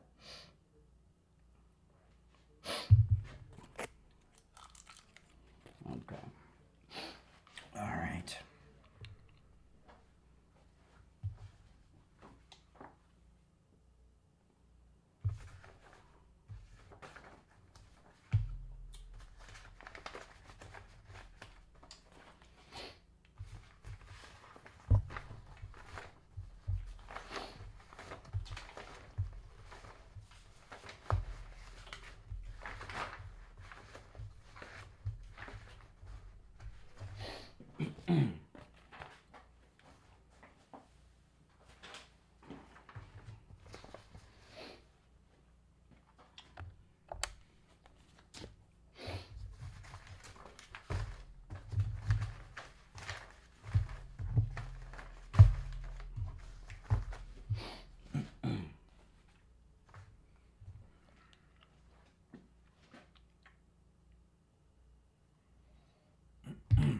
All right, we'll be back in about 20 seconds, less than that.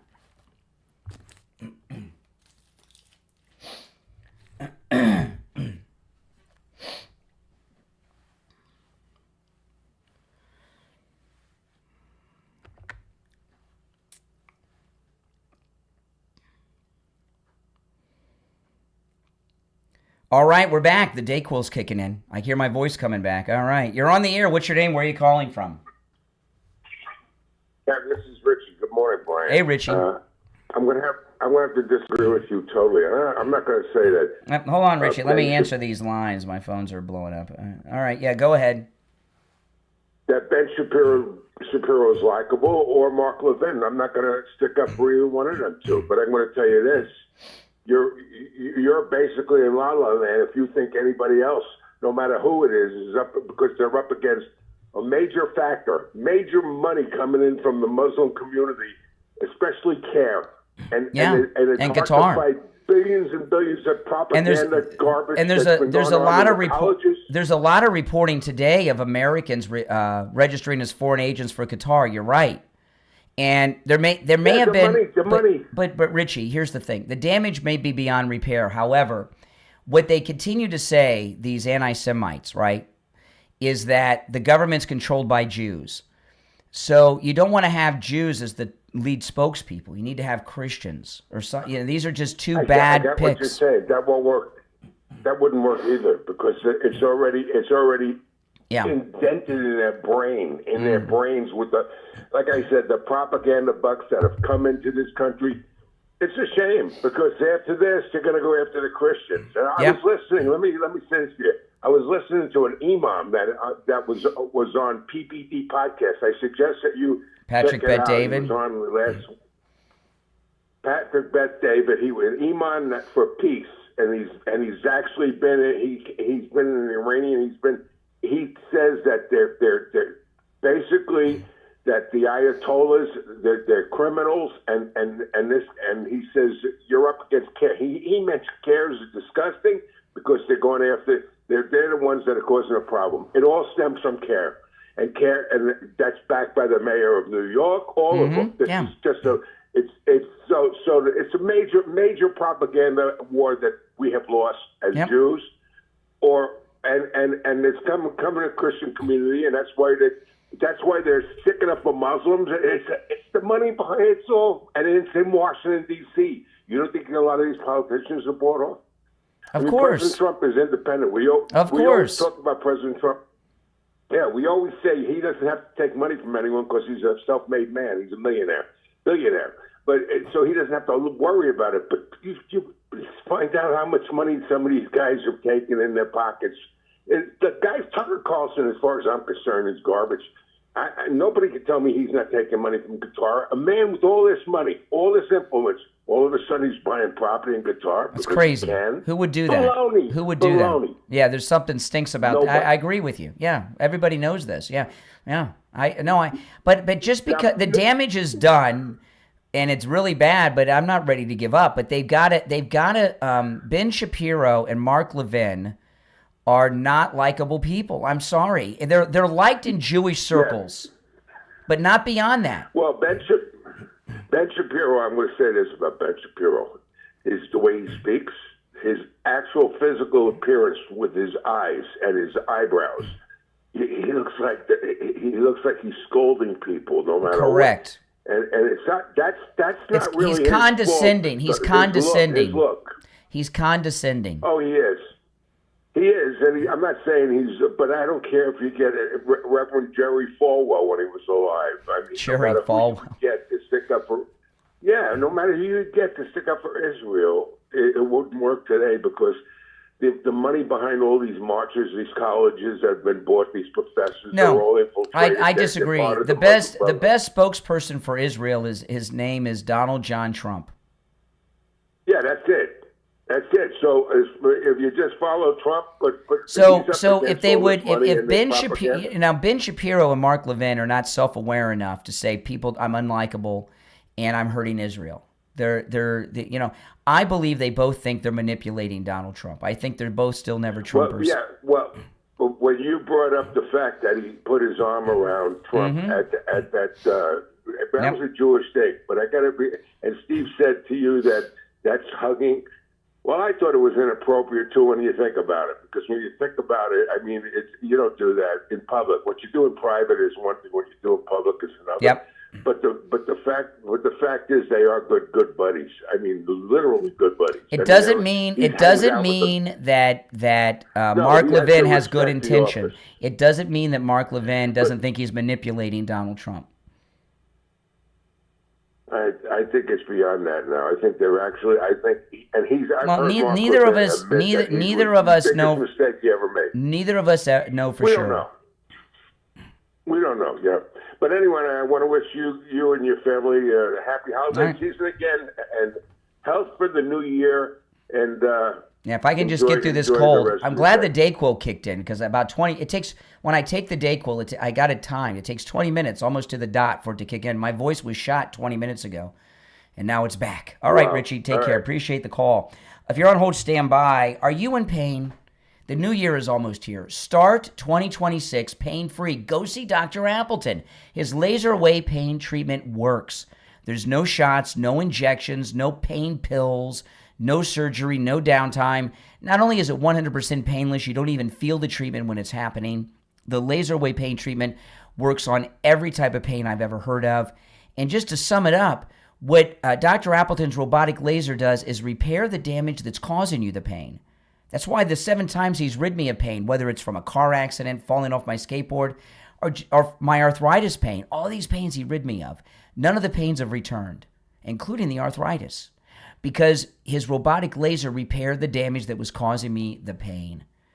Give him a call and say bye-bye to your pain. The consultation's free and appointments are not necessary. So take advantage of the free consultation and let Dr. Appleton share with you how he can rid you of pain. Start the new year pain-free. 954-973-0710. 954-973-0710. Give Dr. Appleton a call and say bye-bye to your pain. Online at AppletonCairo.com. You're on the air. What's your name? Where are you calling from? Brian from Deerfield. Hey, Brian. What's up? Hey, Brian. How are you? First, I want to wish you and your family a very Merry Christmas and Happy and Holy New Year coming up, Brian. Thank you. The thing is with Shapiro and Levin is that him and is that when somebody back in the beginning there they weren't just anti-Trump, they were pretty much militant anti-Trump. Yes. And so I'm always going to be suspicious of them because back then that was the end thing, to be anti-Trump and leader of the pack. Well, not for me, it wasn't. Yeah, no, absolutely not. Now Shapiro looked like he was trying to make a move on Charlie Kirk's organization. Yes. Not too far back. Yeah. And the way he was handled on the board with Mark Levin, that was like a physical power move where I control you, I dominate you. The optics of that were terrible. I think really Mark Levin was showing off to his buddies. I got him under control. That's what I think too. I'm sorry. That's what I think I've been around long enough, and I've seen jerks like that before. I'm sorry. Yeah. It looked like a power move. Even if whoever the president is, but especially with Donald Trump, that was a power move, and the optics were, look, we dominate him, we control him, and they do not. They do not. Mm-hmm. But that's something I can't forget, and I'm always going to be a little suspicious of the motivation behind them. But it didn't come out well. It didn't come out well. No. And I can't. You know, I'm trying to think of an example of someone hiring a spokesperson that was a bad spokesperson. I'll give you an example. I finally thought of one. Ben Shapiro, as he's the leading spokesperson for Israel right now. It's like when they hired that weirdo to be the spokesperson for Bud Light. Oh, yes, yeah. Right? Well, look what it did for Bud Light. Oh my! Hold on, let me answer. Destroyed them. It destroyed the company. I don't know. Yeah. Well, they're supposed to. They're not very good, and their history is not very good. And to give them a pass on this, you really can't. You have to have an element of doubt involved. And let me tell you, for them to say it's to dislike someone who's a Jew is not anti-Semitic. We all have people we don't like in our lives. Okay, those two guys are not good spokespeople for. They are damaging the brand. Yes. And the brand that is Israel, and I support Israel with all my heart. How can you be a Christian and not support Israel? Well, I wonder why the leadership of Israel doesn't recognize that. Because that maybe the choice wasn't such a good one. Because they, you know, I have Jewish friends who I've talked about this, and they don't understand why I don't like Ben Shapiro. Okay. Okay. So in Jewish circles, these guys are rock stars. But outside of Jewish circles, in the MAGA world, they're not liked, mainly because they're both known never-Trumpers, especially Ben Shapiro. Ben Shapiro was, during the Stormy Daniels business, he was, I heard him say, well, of course he bonked her. Really? Come on. Well, you know what? That's a quote. Yeah. Well, the thing is, the circle there is a relatively small circle. It's a very powerful circle, but it's relatively small, and it doesn't really play out that well among, say, the MAGA people, the huge Christian circle that's out there. And you think they'd rethink it and say, well, maybe we should rethink this, or bring maybe another spokesman out onto the world scene too. People a lot of times, see, people are in bubbles. And you lose when you're in a bubble. Sometimes you lose perspective. That's all. And they don't realize. It's like I can't tell you how many Jewish friends of mine have told me they see Ben Shapiro around town. I know that's not true because I live down the street from him. We live in the same neighborhood, not the same development, but in the same neighborhood. And I never see him. Okay, and I know, I never see him either. I know where he lives and stuff like that, but I never seen him. There's only one person I know that has told me this that's telling the truth. And it's because he's Orthodox, they're Orthodox, and there's a couple, there's Orthodox restaurants and grocery stores and stuff like this that they go to, and they've seen him in there. But everybody else, I saw Ben Shapiro driving down Military Trail the other day. Bull crap. Well, the attitude is, well, we like them. How come you don't too? And well, there's a reason we don't. And they need to hear the broader spectrum of the people who are watching, how they affect the media, and how they affect the public opinion. Well, listen, I got to run, but I appreciate the call. Okay, all right. You're welcome. By the way, I mean, I don't know at the radio. Can we get Dayquil as a sponsor? Because you see how like 25 minutes ago I couldn't talk. I took Dayquil. 20 minutes later, boom, saved the show, saved me. Make this year that you keep that New Year's resolution and lose the weight that you make the resolution that you're going to lose. Call Coastal Weight Loss Secret, okay? It works. There's no pills, no injections, none of that Ozempic. You don't have to starve yourself. You can eat foods you normally eat. I didn't do any exercise, and I lost about 1 pound a day. Now, if I exercised, I would have lost more faster. I would have lost more every day, but about 1 pound a day without exercise is pretty good to me. They can help you lose weight no matter where you're located in the world. Give them a call. We have listeners from all over the United States that have literally lost a ton of weight. 25 pounds, 40 pounds, 50 pounds, 150 pounds, 250 pounds. It is possible. Call right now and schedule your no-charge consultation. 561-247-6300.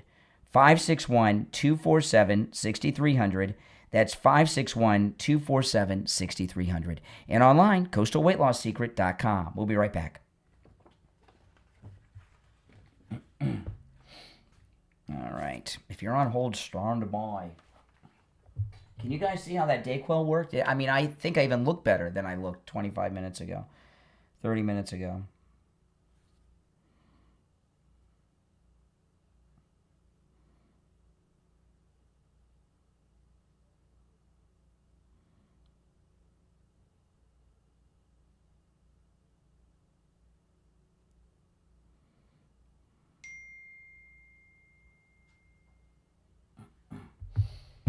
All right, if you're on hold, stand by.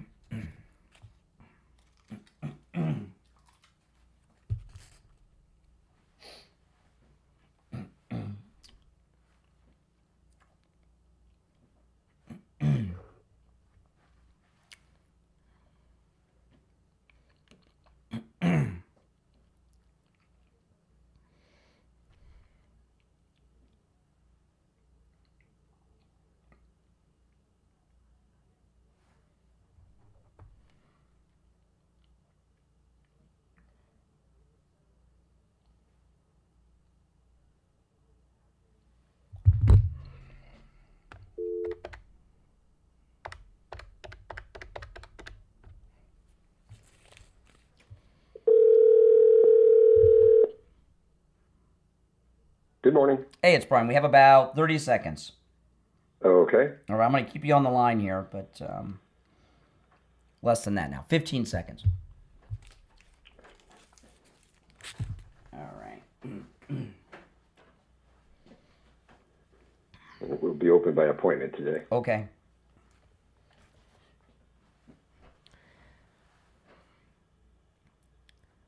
All right, and it's time to check in with William Youngerman from the offices of William Youngerman Incorporated in Boca with the morning's gold and precious metals report. William Youngerman, how the metals looking the day after Christmas? The day after Christmas is setting new records for a lot of the metals. Today, the Christmas Eve, we saw some pullback on very light trading, but silver managed to gain 44 cents on Wednesday. Gold was down $5.10 at 44.7860. Platinum lost $52 at 22.38, and palladium was down $143 at 16.99. That to be said, all those gains have been, or all those losses were erased overnight, and we've seen gold trade in a range of $44.75 all the way up to $4,531. And right now, gold at $4,521 the ounce. That's up $42.40 this morning. The big percentage gainer, silver, trading in a range of $71.90 overnight, all the way up to $75.67 the ounce. Right now, silver's up $2.35 at $74.20 the ounce. Platinum up $142, $2,380 on platinum. And palladium gaining back pretty much all of its losses from Wednesday, up $131 at $1,830 the ounce. So the markets are still soaring ahead, and any kind of dips can be bought, of course, but you don't get much time to do so. So if you see any opportunity in there with a little bit of a pullback, you want to be a buyer if you're looking to add to your positions. What did you say silver is at today? Right now, silver is $74.20 the ounce. Holy That's up smokes. $2.35, and it was up to $75.67 earlier. Where's silver going next year? That's amazing. Yeah, most people are pushing and forecasting around $100 silver, although some people are pushing for $250 silver within the next couple of years. Oh, but there is a huge shortage of silver in China, and China has been buying a lot of silver right now. So yeah.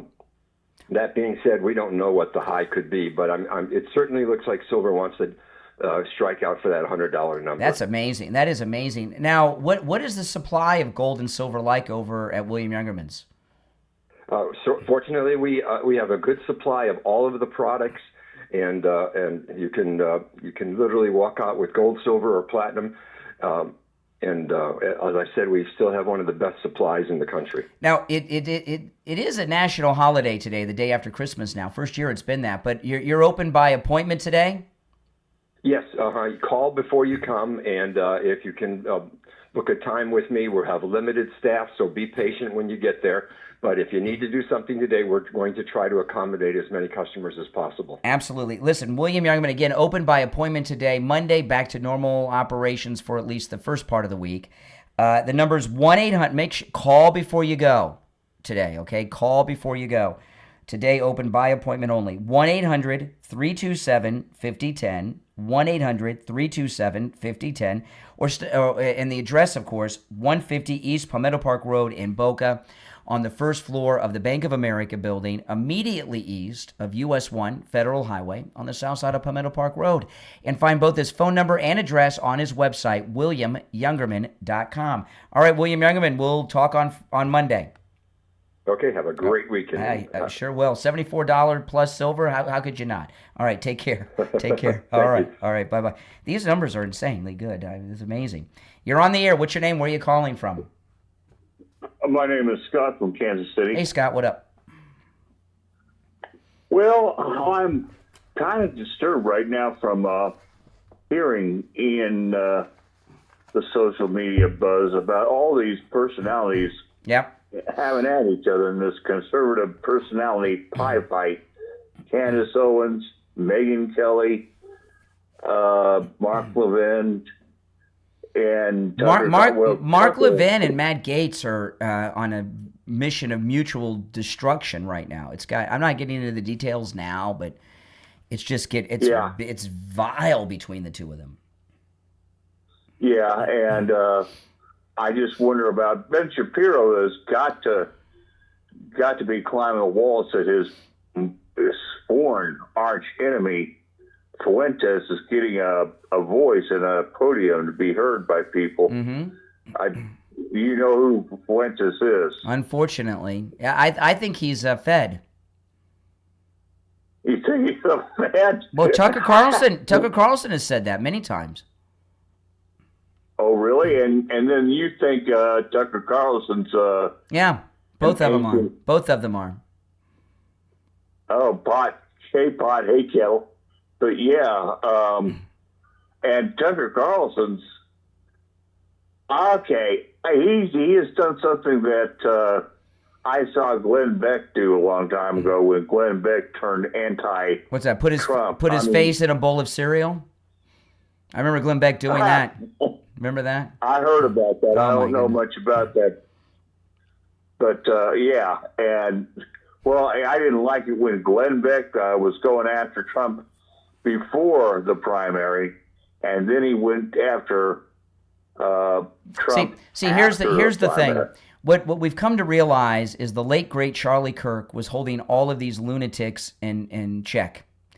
Okay. Yeah, I noticed that. And I do believe that there was a deep state conspiracy to assassinate Charlie Kirk for the very purpose they're doing, to wound our MAGA movement. And this disagreement between these self-important personalities is doing a lot of damage to us. There's no doubt about it.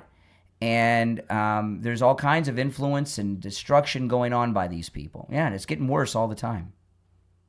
And I have, before Charlie Kirk, to some degree, Rush Limbaugh did the same thing. And did what? What did Rush do? I mean, well, he was kind of in my opinion, he was kind of the air traffic controller of yes, conservative person. Well, what Rush was, he was the voice of record for the conservative movement, and media is what he was. He was the voice of record. Yeah, and he was a hit on things and caught things, and I don't think it was. I'll just say, I'll pull something out of the air and tell you, I didn't know about bots and stuff like that. That's still going on. He was really there was a you can look this up on X. There was a few weeks back, there was some reporting on X of how Nick Fuentes' popularity was done by bots, foreign bots. And a very big calculated operation, and there was a lot of detailed reporting. Check. I'm running short on time, so I'm going to let you run. But thanks for the call. You're on the air. What's your name? Where are you calling from? Hey, Brian. Good morning. It's JJ from. Oh, hey, JJ. Hold on. Before I get to you, let me talk about Jupiter Joe Thomas. Listen, the end of the year is almost here.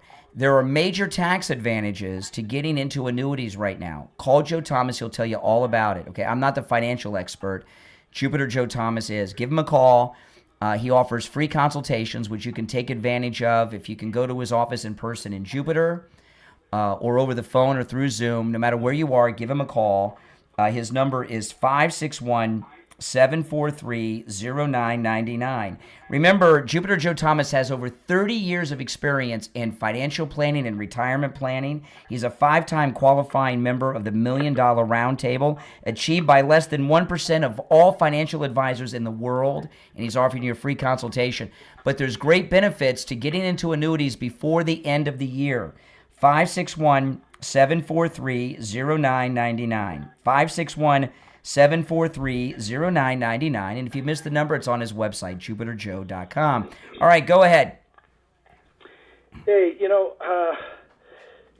some great calls today. I think one of them, in a kidnapping case, Brian, you always want to get proof of life.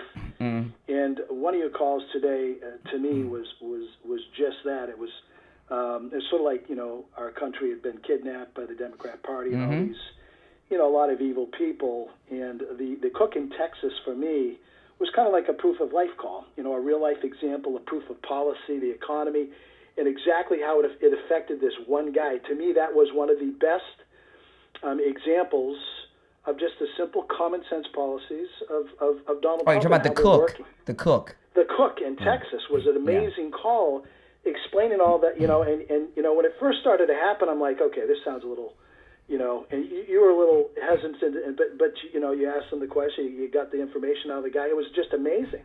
Mm-hmm. So that type of thing is happening everywhere, in the country. And another call you had, which was pretty funny, because you had mentioned something. It was about the history guy. He wanted a month of history for. We only got 12 months. You want like 50. Yeah. We got 12. And I'm kind of with Morgan Freeman, in the Mike Wallace interview on that one. He doesn't want a black history. It's all American history. But you had mentioned something during that call which made me laugh. But I thought it was. You said history. We're going to have the history of everything. You were just throwing things out that were hysterical. You said the history of hats. Yes. And when you said that, though, it brought, as a historian, as somebody like yourself who has, gone to school for history, if somebody said the history of hats for the United States, would that take you someplace? I've studied that a little bit. Why do you think men stopped wearing hats? If you watch all the old women wearing hats, why do you think that is? I can't. I just remember the going back to Beaver. I remember the history of the Beaver Wars, the 7-Year War. Mm-hmm. The Hudson Company, the Ohio Company. Exactly. Well, so wouldn't it be where you're from? Wouldn't it be interesting if we had the history of hats and we could learn why men stopped wearing hats all the time? Remember, businessmen used to wear hats and stuff all the time, and they stopped. Why? It was everywhere. I don't know. We don't have enough. I don't remember. Yeah, exactly. Well, the Beaver. I just, because Beaver was such an important part of the economy back then. It was like tobacco.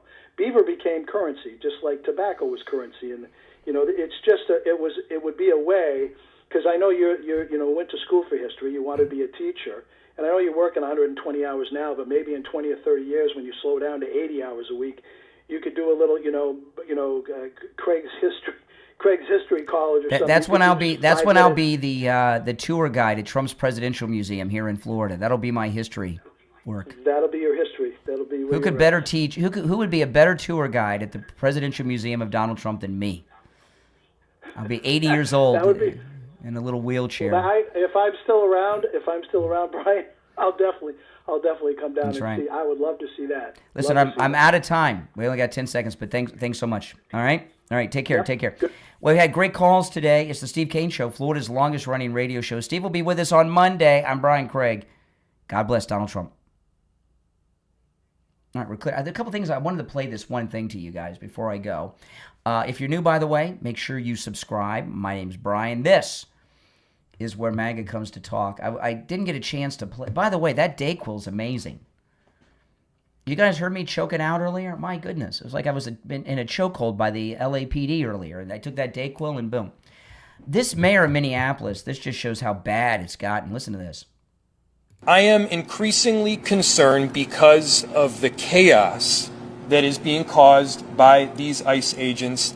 Look at this. He's got Tim Waltz behind him. Oh, my goodness. I am increasingly concerned because of the chaos that is being caused by these ICE agents that somebody is going to get seriously injured or killed.